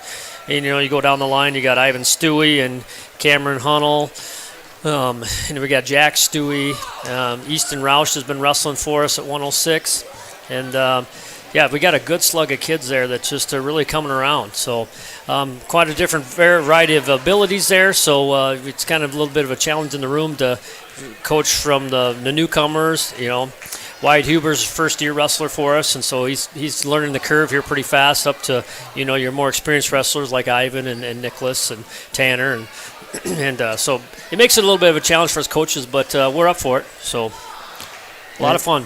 And you mentioned the Battler Wrestling Tournament here, and that's, January 13th, I think? Yeah, it's the second weekend in January, yeah. And so it's a big event for us. We have 3 mats in the big gym and 2 mats in the little gym, and we have 21 teams here. So if you want to come out and watch some good wrestling, we run a JV tournament, a girls tournament, and a boys varsity tournament. So we have about 300 wrestlers here that weekend. And then the next day on Sunday is our AAU tournament. Yes. So it's back-to-back, long weekend for us that put the tournament on, but it's well worth it for the athletes. Do you have any other home matches this year? We're working on another one, currently not on our schedule, but we're working on another one with Sully Buttes. Hopefully get that lined up because we want to do an AAU duel with Sully Buttes and then a varsity duel afterwards. So something different, unique, and we haven't tried it before, but we're going to try to get it on our schedule. So yeah, and I know Sully Buttes is really working to improve their wrestling program. Yeah, they've come a long ways too. So they've got a bunch of young wrestlers like we do, and they want to build their program, and this is a great example of doing it. So we've got before Christmas holiday, we've got Plankington this weekend, and then Monday we wrestle in Redfield. That is a triangular with or quad with Stanley County, Redfield, Faulkton, and us. And then we go almost back to back. We go on Friday. We're down in Salem before the Christmas break, and that's another big tournament. That's 25 teams down in Salem. So we got a big couple weeks coming up here for Powder County Wrestling. All right. Well, we sure wish you guys well. I know Nicholas made the state meet last year, did he not? Yes, he did. Yeah, Nicholas placed 7th for us last year at state tournament. So had a phenomenal year last year, and looking to build on it this year. So, yep. Oh yeah, and Warren mentioned to me about cross country. We had a phenomenal finish for our cross country year. First year, according to Coach Larson, that we took the boys and the girls together, so that was a nice touch. And for the boys, Nicholas placed 6th for us, had a phenomenal year this year. And then the girls, they did it again, repeat as state champions. Yes, so wonderful. Wonderful year, and congratulations to them. It was just a lot of fun watching them. So looking forward to track season 2. So, but thanks for your time, Jeff, and you guys enjoy the rest of the game. Well, thank you very much, Mike. Mike Schlachter, the fine wrestling coach that we have here for the Powder County Battlers. And just to run down the first half scoring, we'll go first for Miller. Aaliyah Schlechter led the way there with 7 points. Morgan Kolda had 2, and Paige Wordle 1, and that was it. For the Battlers, Olivia Michelson had 6, Emma Schlachter 2, Caden Cronin 2, Danica Kaup 2, Finley Hine 2. Not really a lot of scoring that took place here in the first half, but we'll see if that changes in the second. It's 14-10, which sounds more like a football score, really. But we'll see how it goes. Warren tells me that the turnover battle is even. Each team has 11, which is a higher number than either coach would want, I'm sure. But again, it's early in the season. And, the way the seasons go, they don't have a whole lot of preparation time before they start playing games. I think they have about 2 weeks of practice, and then your games start. And so you're trying to get conditioning and fundamentals drills, and you're trying to get the plays going on offense and the defense, and you've got a lot to do in a very short time. So it stands to reason that there's going to be some kinks to work out here in these early games. The Rustlers are back on the court. The Battlers are not going to take any warm-up, it looks like. They're just going to huddle around the coach. Well, so far they've been using one gear, right? Yes, it's been high gear all the way. They've Top Gear, I guess, was the TV show, and that's what they've been in, is Top Gear. A lot of pressure. On the Battler athletic schedule upcoming, next action for the girls is Thursday night. They travel to Highmore to play Highmore Herald. Middle school and high school play there. On Friday night, the boys go to Millette to take on Northwestern. The next games that we will have here in Gettysburg and that we'll be live streaming are on Saturday. It's another doubleheader, boys and girls, as the Battlers will take on Warner. Warner always has a fine team. That'll be a tough test for us. And also on Saturday, the Battler wrestling team, as Mike indicated, is going to Plankinton.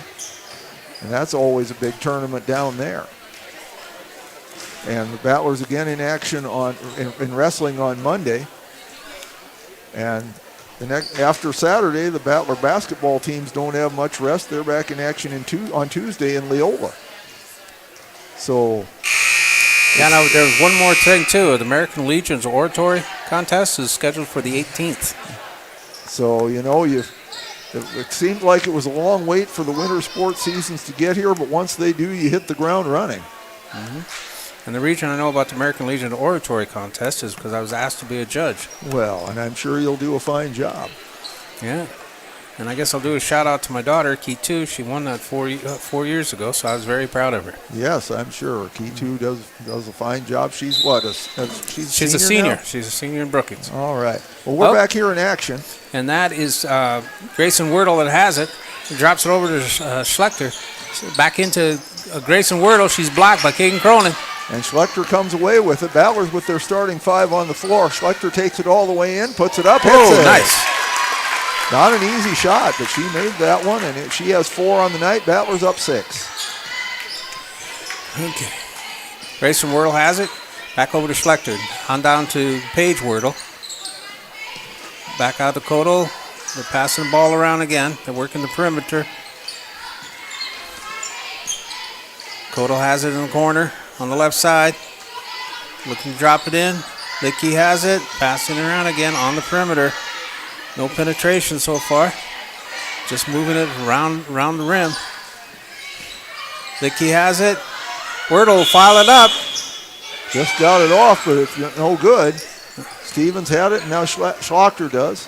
Back to Stevens. Battlers up 6, looking for more. I believe their longest lead has been 7, so a basket here would give them their longest lead in the night. Schlechter with it. Inside to Cronin. Cronin trying to get to the basket, throws it away. Throws it away. Kodal has it. She fires a long pass down to Paige Wordle. And Stevens Schlechter rather, with the heads-up play there to get down court. She couldn't stay in bounds, but a good play just to break it up. Schlechter came out of nowhere with all that speed. Again, several of our state champion cross-country athletes are on this basketball team. Katie Wordle kicks it into Licky. Licky passes back out to Paige Wordle. Paige Wordle stops, pops, throws it out to Kodal. Kodal shoots long, goes out of bounds. Battler ball, 6:28 to play, third quarter. And what was failed to mention, those girls are still young from that cross-country team. Yes, they could easily get back again next year. Yes. Stevens with it now. Brings it up. Kodal's got her hands all over her, knocks it down, takes it away. Kodal's running. Cronin gets back and taken away, but now out of bounds. Ball will stay. Again, these girls are hustling all over the court.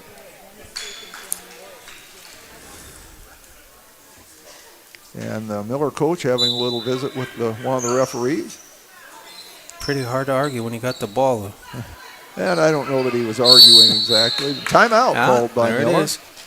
So 6:09 to play, third quarter. Battlers up 16-10. We'll be back after this. At Ringneck Energy, their mission is to produce renewable energy that adds value to grain and livestock production, enhances the income of their investor partners, and provide a safe, rewarding work environment. Located at 901 Redwood Avenue in Oneida, South Dakota. Call 605-945-6900 or check ringneckenergy.com. A proud supporter of local schools and wishes all students the best of luck in all their activities during the school year, creating economic opportunities in our community. I love the Welcome back to the Schlechter That Lumber probably Press hurts you, Box. right? No, it doesn't. Serving But the you know area why? Now that since they don't have Rogers 1888. there, I have much less reason to dislike them. I hated Rogers. I refuse We to are watch back. that. We are back in here, and it's 16-10. Grayson Miller Wordle with the has it. ball. She's triggered in. She loses the ball. Taken away by Schlechter. Schlechter goes Nice all the way, move. puts it up. No good, but she's fouled. She'll still go to the line, but that was a nice move, Jeff. Yes, it was a very nice move. And I'm always happy when people take it in there to the basket. Attack the basket. You'll make a lot of points and you'll get a lot of fouls drawn. Schlachter misses the first free throw. The foul was on Paige Wordle, and that's her first team foul of the quarter. Second one crawls in. Second one's good. Battlers up 7, 17-10 equals their biggest lead of the game. Grayson Wordle gets him down. Lidke fires over to Paige Wordle. Paige Wordle back on top to Kodal. Kodal takes one step in, kicks it back out. Dropped into Lidke, taken away. And Menke just takes it away from her, throws it to Schlachter. Schlachter comes all the way down, stops, puts it up, no good, but draws the foul again. She manufactured that foul. Yes, Jeff. yes, that was a nice move, and saw the hand up over there and just went under it. And that's on Kate Lidke. That's her third. Second team foul. Nice shot. Schlachter hits that. She's 2 of 3 from the line. Nice form. Battler 6 of 9 from the line so far. Nice form. Make it 7 of 10. And Schlachter has 7 points on the night. Kodal has the ball. She's walking it down. Setting up their offense. 19-10, Battler's biggest lead. Go right back to that perimeter play. Just fires it across. Dropped in Lidke. Lidke gets a clean shot away. 2. Her first basket of the night. 19-12. Lead down to 7. Schlachter with it. Brings it up to Danica Kaup. Back to Schlachter. And Cronin. Cronin has it knocked away. Battle for the ball. Which way? It goes to Miller.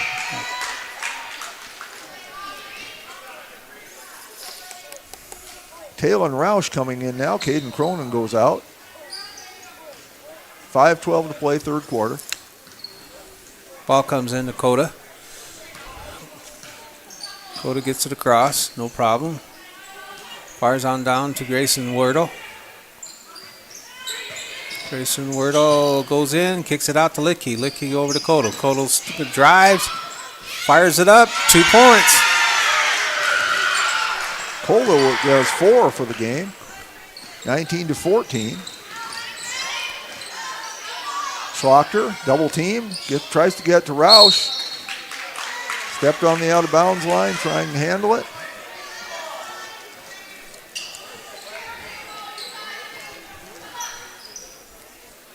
No pressure being applied by the battler. Pull up, get it across, no problem. On down to Grayson Wordle, back out to Lidke, fired around. Kodal fire up, it's 3. Off the front of the rim, rebound by Lidke, back up. Or excuse me, Schlachter. Schlachter rebound, put it right back up. She'll go back to the line for an old-fashioned 3. Foul was called, I believe, on Olivia Michelson. It was her first. But that 9-point lead is quickly down to 3. Coming in are Caden Cronin and Zoe Menke and Finley Hine. Michelson and Schlachter go out, and so does Danica Kaup. Shot is good by Schlachter. She has 10 on the night. The lead down to 2, 19-17. Stevens with it, being guarded closely. Stops, puts up a shot, no good. Yeah, partially blocked. Here comes the Rustlers. That's Paige Wordle. Fires on down to Grayson Wordle. She tried to look across, knocked away. But Miller will maintain control. Palmer's coming in for Lidke.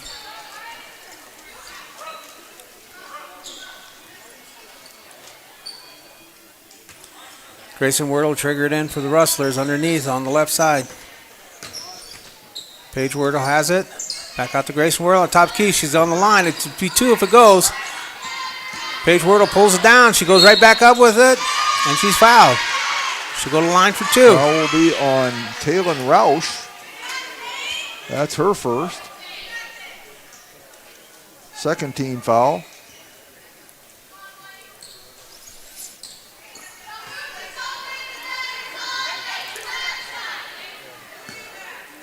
Paige Wordle dribbling. Miller 2 of 3 from the line tonight. Set, fires. The rim's off. 2 of 4.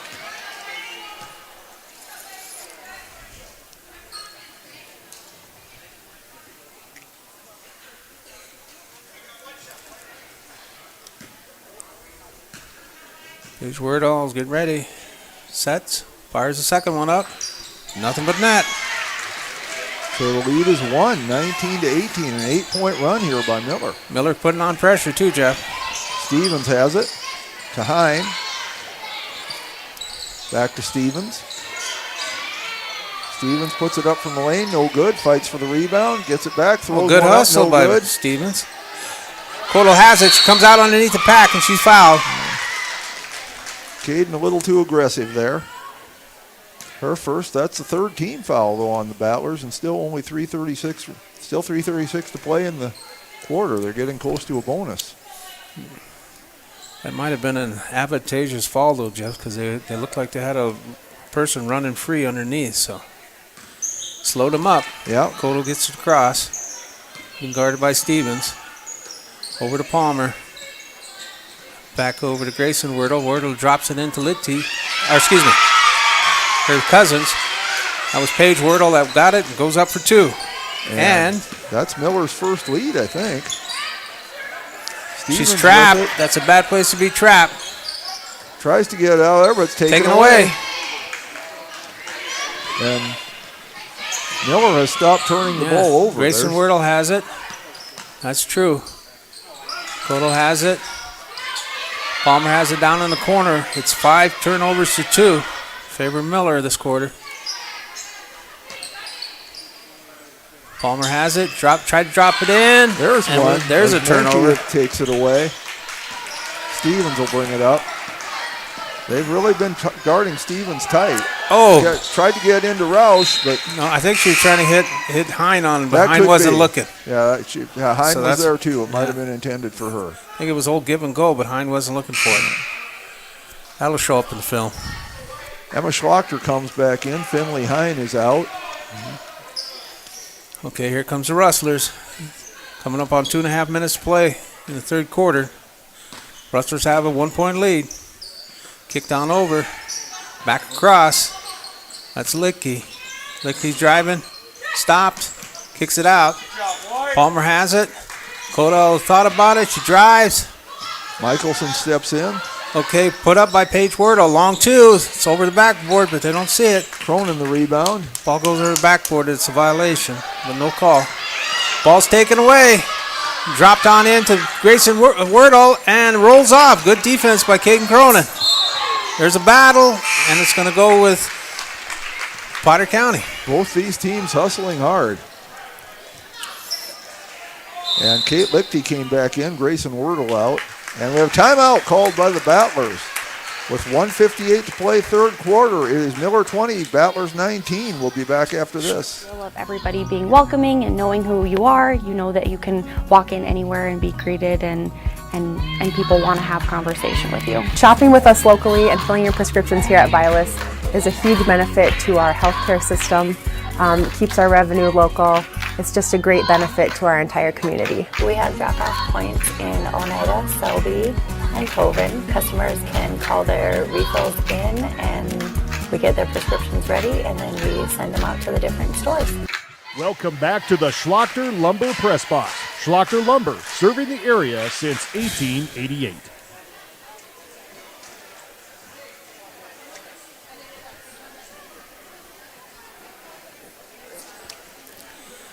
So Miller outscoring the Battlers 10-5 here in the third quarter to take a 1-point lead.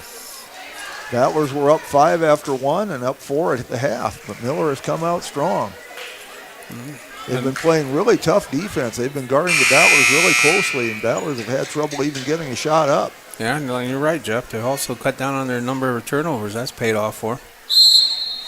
Full court press here out of the break. Menke looking for someone to throw it to. Tries to get to Stevens and does. Stevens with it. Menke puts up a three, no good. Pulled down by Kodo. Kodo's running. She's being chased down by Schlachter. Stops the ball, which is the best thing to do. Schlachter has it. She's driving. She's going in. And she walked. So good defense by the Battlers to create that turnover. A minute and a half to play. Battlers trying to get the lead back. Menke throws it into Stevens. She's being guarded closely by Palmer. The Schlachter. Rustlers are putting pressure And on. they Take it steal away. it. They get it. Kodal has it. It's going into the turn. Drops it on off to Paige Wordle. Paige Wordle shoots. Gets her own rebound out. Kicks out of Kodal. Kodal goes up for 2. And she'll get it and go to the line. 22-19 plus 1. Foul on Emma Schlachter. That's her second. 4th team foul now on the Battlers. Yeah. They'll be in the bonus from here on out. Coda shooting 1 here, of course, after the made basket. Coda, ball's on its way. No Rims good, out. but they get the Pulled rebound. down by Litke. But Take it away. Michelson takes it away to Menke. Double teamed. Somebody's got to be open. Oh, but they lose it. Bad pass. Loose. Still fighting. Schlachter has it. Still on the fighting. floor. Schlachter has it again. And what are we at? 10 seconds. Turnover.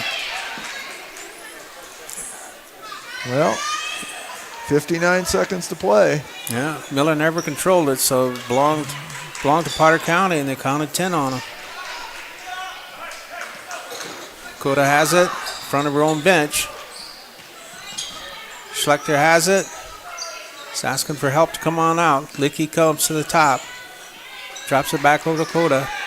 Palmer has it on the right side. Kicks it on in to Licky. Back out, thrown away. There's a break for the Battlers. See if they can take advantage of it. This tight Miller defense has really had the Battlers stymied here in the third quarter. Schlechter goes out. Paige Wordle comes in for the Rustlers. Around 43 seconds left to play in the third quarter, Jeff. Schlachter to throw it in. Battlers down 3. A 3 would tie it, of course. Cronin with it. Back to Schlachter. They really haven't been able to get the ball into Caden much. No, tonight. they haven't. Especially here in the third quarter. They try to get into Michelson that time, but it goes out of bounds. 32.2 remaining, 24 on the shot clock. But that was a good pass to try to get into her. Just keep it up high for her. So Stevens did a good job for the Battlers. Menke to throw it in. Gets it to Stevens, and she's fouled. She'll get Coda will pick up the foul. That's her second. Only the third team foul on Miller.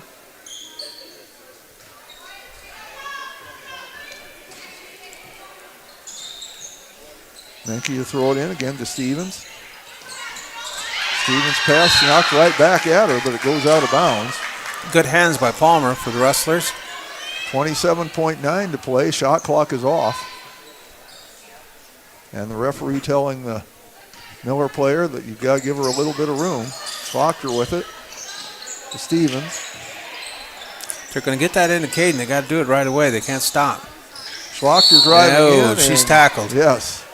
That's Palmer with the tackle. Yeah. Not intentional or anything, No, just people playing aggressive basketball. Foul will go on Jolie Palmer. That's her second. 4th team foul, so each team will be in the bonus if there's another foul in the last 20.9 seconds. Menke looking for somebody to throw to, gets it to Stevens. To Menke. Menke underneath to Cronin. Cronin over nice to Michelson. Pass. Yes. Good pass. Michelson hits it. She's got 8. Battlers down 1. 22-21. 7 seconds. Okay, Coda has it. They got to shoot. They're running out of time. 3 seconds coming up. Coda fires up 3. She blocks. Stevenson blocked her. Great defense. Yes, Peyton Stevens with the block. But after 3 quarters, Miller takes the lead. It is Miller 22, Potter County 21. We will be back for the 4th quarter after this.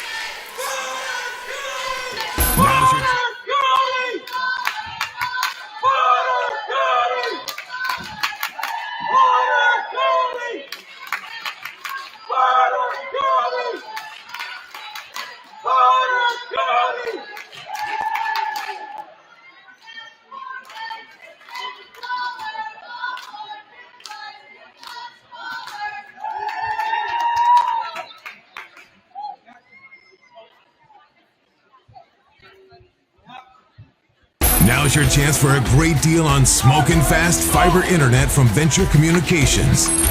Upgrade to the speed you need, up to 1 gig. And with whole home Wi-Fi included as part of your service, experience no-lag gaming, your favorite music, web surfing, HD video streaming, and connect to the latest smart devices. If you're ready for an upgrade, call or visit Venture Communications online. That moment when... And we come to the fourth quarter of a low-scoring game. But a lot of action. Yes, a lot of good defense played. Miller up 22-21. Michelson with it, gets it to Menke. Menke to Schlachter. Schlachter looking, gets it to Stevens. Looks at a three. Dribbles in. And she is fouled. On the floor, though, so go be underneath. Foul called, I believe, on Wordle. It is her first. Obviously the first team foul as we just started the quarter. Once again, the fouls reset after each quarter this year.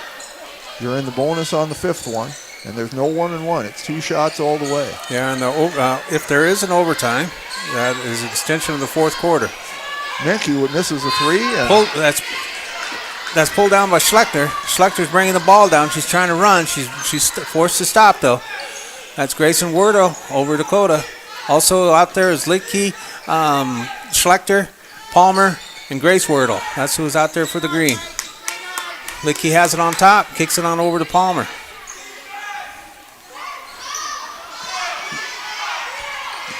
Grayson Wordle throws over to Dakota on the left side. Dakota looked out about a three. She's being guarded close by Stevens. Drives. And that's a good play by Kohler there. The shot clock was running down. She took it in and drew the foul. I believe they got Zoe Menke on that one.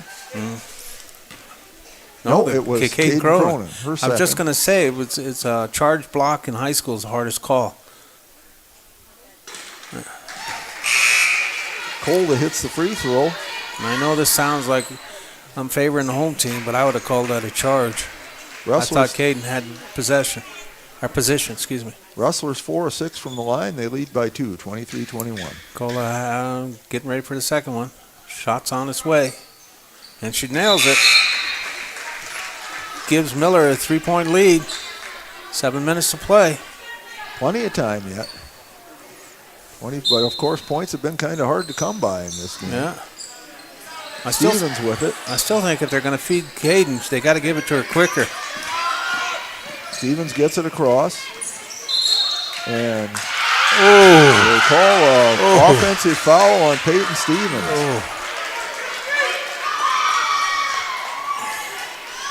I said he was a good second. I said Maresco was a good guy, but I don't know about that one.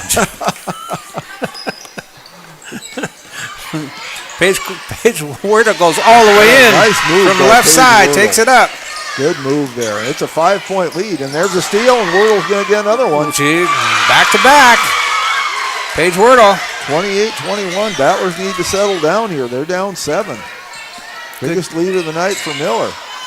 Schlachter taking it all the way in. She's blocked by Schlechter. Schlechter still has the ball. So Schlechter blocks Schlachter. Try to say that one 3 times fast. Where's Mike when you need him? Liedtke has it on top, drops it back down to Grace Wordle. Grace Wordle has it, kicks it on out to Liedtke. Liedtke fires up its 3, falls off the rim. Stevens with the rebound. Gets it to Danica Kaup. Kaup takes it all the way, high off the glass, no good. I don't have any problem with that shot, though, Jeff. They need points. Yeah, but Miller has really owned the boards here in the second half. Palmer has it, kicks on over to Wordle. Grayson Wordle has it, drops it to Palmer. Give and go, 2 points. Jolie Palmer, and all of a sudden it's a 9-point Miller lead. Battlers have yet to score in the fourth quarter. Michelson almost taken away by Schlechter. Gets it to Roush. Roush puts there it we up. go. She hits it and she's fouled. They needed that, Jeff. Taylor Roush's first basket of the game. It couldn't have come at a better time. They needed that. Lead down to 7. Roush will try to make it 6. The foul's on Kate Liedtke. That's her 4th. Yeah. She's going out, coming in as Coda. And Caden Cronin comes back in. Olivia Michelson is out. This will be they brought in Hein, too. Okay. Jeff. This will be Talen's first trip to the line. Falls off the rim, pulled down by Paige Wordle. Coda has it. She's getting it across. No pressure being applied by the Battlers. Coda's trying to run it. There's that perimeter. If you also notice, too, Miller's moving around more in the middle. Yes. Yes, they have been a different team here in the second half. Coda has it in the deep corner. Kicks it out to Palmer. Palmer's looking for help. Paige Wordle goes up strong. Too short. Kick back out. Grace Wordle, she throws it out. Coda fires up at 3 from the left side. Falls off the rim. Cronin gets it. To Schlachter. They need points. But good play. Cronin There you go. No good, but she's fouled.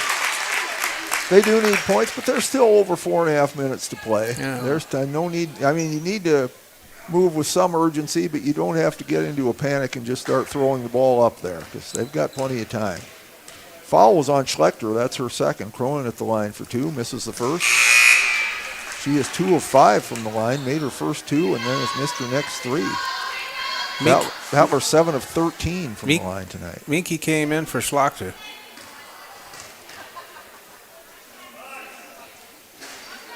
Hits nice that roll. one.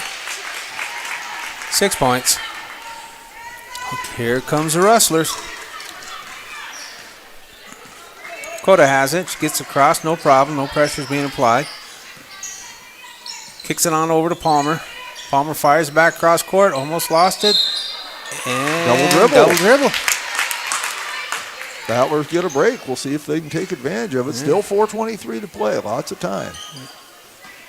Hine will throw it in. Stevens. Almost taken away. Yes, almost taken away, but Menke comes away with it.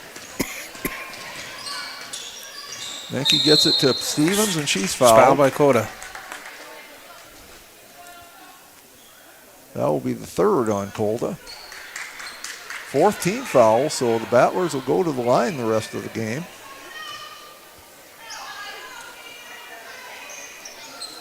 Nice shot. Give and go there with Menke, but the shot's no good. Pulled down by Paige Wordle. Out of bounds. And she bounced it. She bounced it off of Caden Cronin. That was a smart play. Yes. Palmer has it. She'll trigger it in. Pressure's being applied. Oh, they faked the pressure. Coda to get it across. Potter County needs defense. They need to stop. They need to stop, Jeff. They do. Kicked on in. Back on out. That was Schlechter. Back across. Palmer has it. Kicks it over to Coda in the corner on the right side. Miller using a lot of the shot clock. They are. Down to 5. Thrown up by Schlechter. Nothing but net. That hurt. Yes, Miller couldn't have drawn that up any better. Used 30 seconds and then hit a 3. Timeout called by, I didn't see who called it actually. It's Miller that called the timeout. 3:32 to play. 33-24. Miller will be back. Realize your furnace is stone cold busted. We're talking a real put on every sweater you own, I can't feel my feet, penguin predicament. But fear not, there's an expert for that. Let your local heating experts at Pites Service Experts keep you warm with $50 off any furnace repair. Like it toasty? There's an expert for that. Call Pites Service Experts at 866-EXPERTS. See website for license details. Welcome back to the Schlachter Lumber Press Box. Jeff, Schlachter Lumber, serving the area since alum in there. Some pretty old 1888. guys in that band. I'm just not seeing them again. Well, whenever you're ready. That was pretty cool, though. The Battlers need to get something going. They are down 9 points. Miller has really come on here in the second half, and especially in this third quarter. They're outscoring the Battlers 11-3 to build a 9-point lead. And Miller back out on the court. Battlers coming back. Still 3:32 to play. Miller has Coda, Paige Wordle, Grayson Wordle, Schlechter, and Lichty. Battlers with Emma Schlachter, Olivia Michelson, Caden Cronin, Zoe Menke, and Peyton Stevens. Starting 5. Pressure's being applied by Miller. With it. They don't want him to get in the offense. Battlers still have time. There's still 3.5 minutes to play. Ball goes out of bounds to the Battlers. 3:23 left. It was the right idea, just pass should have been a little higher. Menke to throw it in. 3:23 to play. Gets it to Michelson, to Cronin. Underneath to Stevens. She puts it up no good, but she's fouled. But she drew the foul. That's good. Got to cash them in now, Yeah. Jeff. Yep, that's for sure. But if you can score some points with the clock off, that's all to the good for the Battlers right now. Foul was on Morgan Colda. That's her fourth. Kate Lichty also has 4. 3:18 to play. Stevens, her first trip to the line. Nice That's it. shot. It's her first point of the night. They needed that. Battlers now 8 of 14 from the line. Excuse me, 9 of 14. No good. Ends up. Pulled down by Kate gets Cronin. it. Good hustle. Menke, turns down a 3. Underneath the There Cronin. you go. Oh, good block by Schlechter. Coda has it. Kicks out and over to Grace Wordle. Wordle goes left, then goes right, gets it across. 3 minutes. Coda has it out front. Stevens getting up on her. Schlechter has it, being guarded closely. Caden Cronin comes out, contest. Licky has it, being passed around on the perimeter. They're running time. Licky has it, fires up with threes. Yep, shot clock violation. Good defense. Yes. Good defense. But Anytime also you get that. Miller is taking time off the clock deliberately. Yes. So they're in no hurry. They ain't got no worries because they ain't in no hurry at all. Boy, your English teacher would have loved that sentence. Hey, that's the Doobie Brothers, Blackwater. Michelson with it. Menke for 3. Hits Whoa, it. they needed that. Yes, that's a big one. Zoe Menke's first points of the night, and they couldn't have come at a better time. 33-28. Coda has it. Coming up on 2-minute mark. Fires on down to Grace Wordle. Wordle gives out to Cousin. Licky passes it over to Coda. Coda's in the corner. She's bringing it back out toward his top. Kicks it over to Licky into Grace Wordle. Wordle's being double teamed. Taken away. Stevens with it. Battlers need to cash this in. Steven takes it all the way. Puts it up. Blocked it. She gets the foul. Minute 50 on the clock. Battlers down 5. They can cut it to 3. Foul is on Morgan Colda, and that's her 5th. So Morgan is done. It should be replaced by Palmer. Jolie Palmer coming in. Good game for Coda. Stevens at the line for 2. 1 of 2 from the line so far. Make it 1 of 3. They needed that. Minute 50 to play.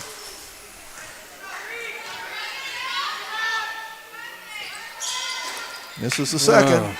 Goes out of bounds though, and it will go to the Battlers. Yes. Kate Cronin was out refereeing. Minute 49. Menke to throw it in. Gets it to Schlechter. They need that ball up. Schlechter takes it Good to the move. basket. Oh, in and out. Pulled down by Licky. Licky passes out front to Paige Wordle. Paige Wordle drops it over to Grayson Wordle. Wordle's out front. Again, they're going to take time off. Battlers with only 2 team fouls. Licky they can has take it. some chances here, and if they draw a foul, it's not a big deal. Yeah. Passing the ball around just to run time. Licky has it out front to Palmer. Palmer over to Wordle. Down onto Paige Wordle. Back out front to Licky. Knocked away. There's Michelson a turnover. has it. Needs some help, and she's tied up. Jump ball. And it goes to Miller. That's it. Yeah, that hurts. Yes, it does. The only good thing about it is it'll turn the possession over to the Battlers. Possession arrow, I should say. And Menke draws the foul. That's her second. Paige Wordle the line. Minute 7 to play.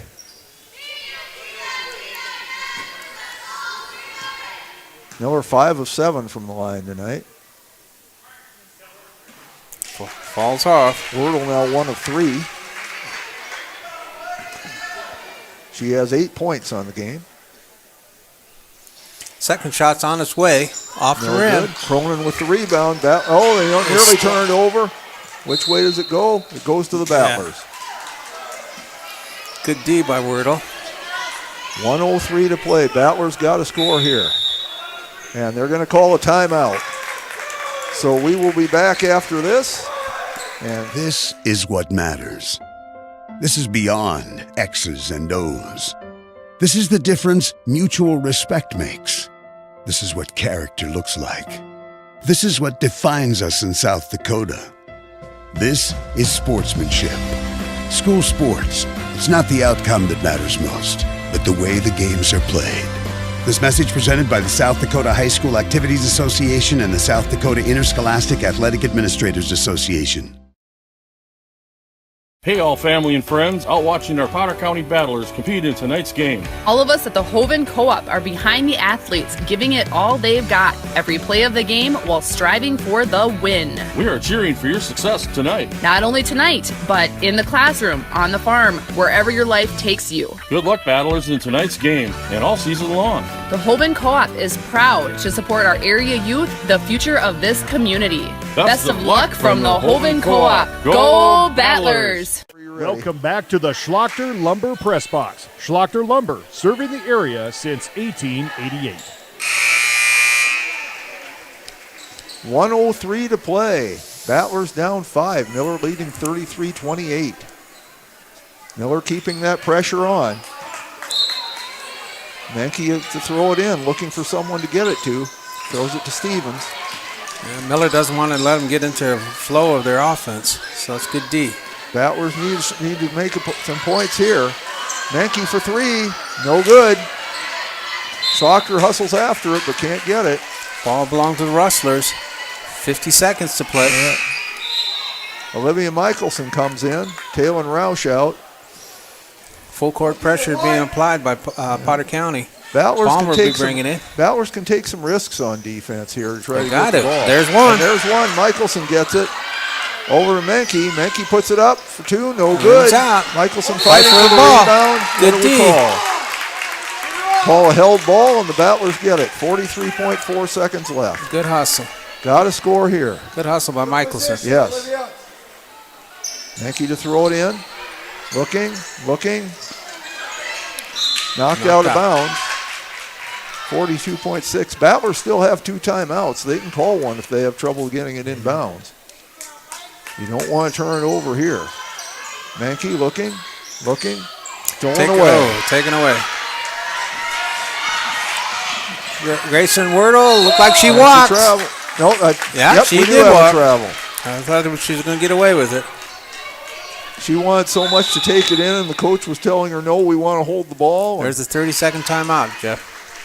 We'll just keep it here this time, I think. 37.2 seconds to play. Battlers down 5. They need to score, but they also need to score fairly quickly. And they don't need a 3 right now. They don't have to get a 3. If there's an open one, take it. But no, it doesn't have to be a 3. You don't have to force one up. Yeah. Or draw a foul. Either way to get a bucket.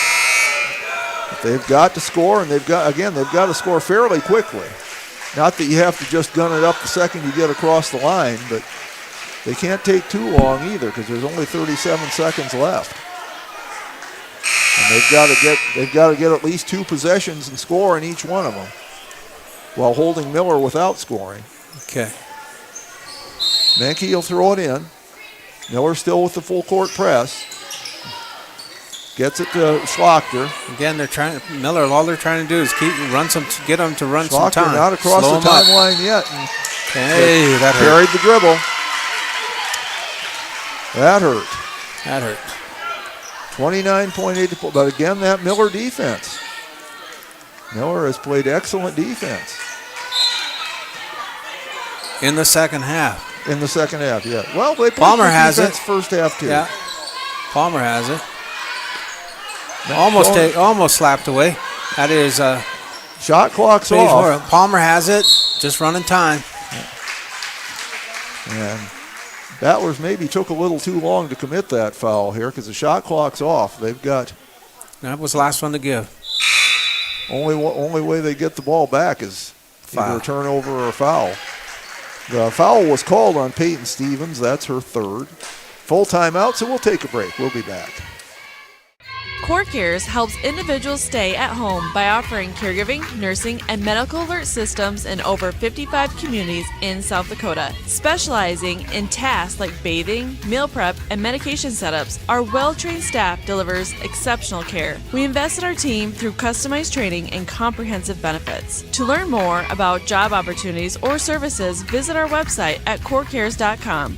Core Cares, proudly serving our community. Do you have a pest problem? Got bats, ants, termites? Family owned and operated, Olson's Pest Technicians have had over 50 years experience taking care of pest problems in places across South Dakota, Nebraska, and Iowa. Utilizing brilliant methods such as Centricon bait stations for termites and Vicane treatment for bed bugs. There's no pest too tough for Olson's Pest Technicians. If you have pest problems, call 800-KILL-BUGS.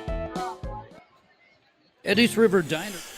17.7 seconds left.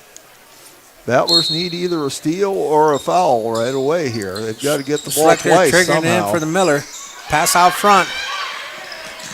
That there was no over and back, but Miller still maintains control over it. And there's the foul. Yeah. They call Caden Cronin. That's her third. That'll send Lichty to the line for 12.7 seconds left.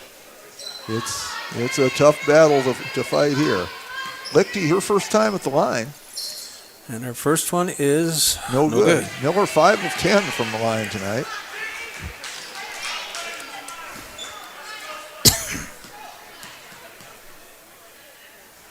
Second shot by Lichty. No good. Cronin gets it, and we have a foul called. There's a break for the Battlers. As we're in the bonus, that's 2 shots. Caden Cronin. I believe they got Wordle. Yeah, they did. That's her second. Now it's a break, and it's not because you can't get a 3 this way, but still you can get 2 points without the clock running. And they've got to get 2 possessions anyway, so if you get the 2 first and then the 3, that's okay, but you got to get the 2. And Cronin hits the first. She is 4 of 7 from the line tonight. 33-29. Gets the next second one. Now they've got to get the ball back, down 3. Okay. They've got to get it now. They've got to foul now.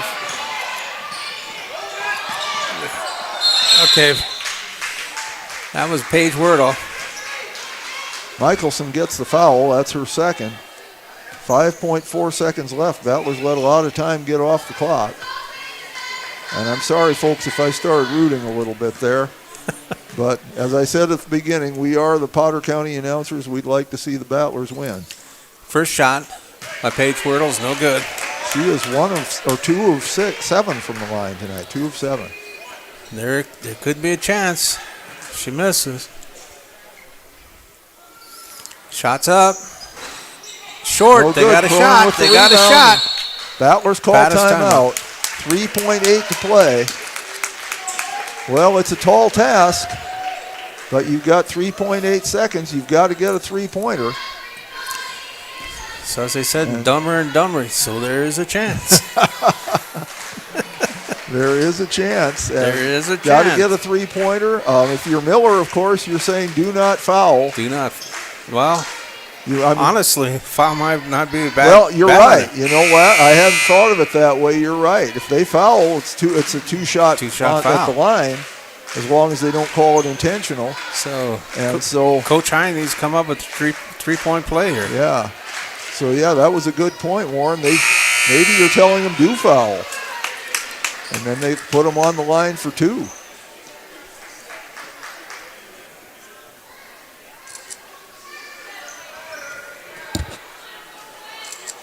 Stevens to throw it in.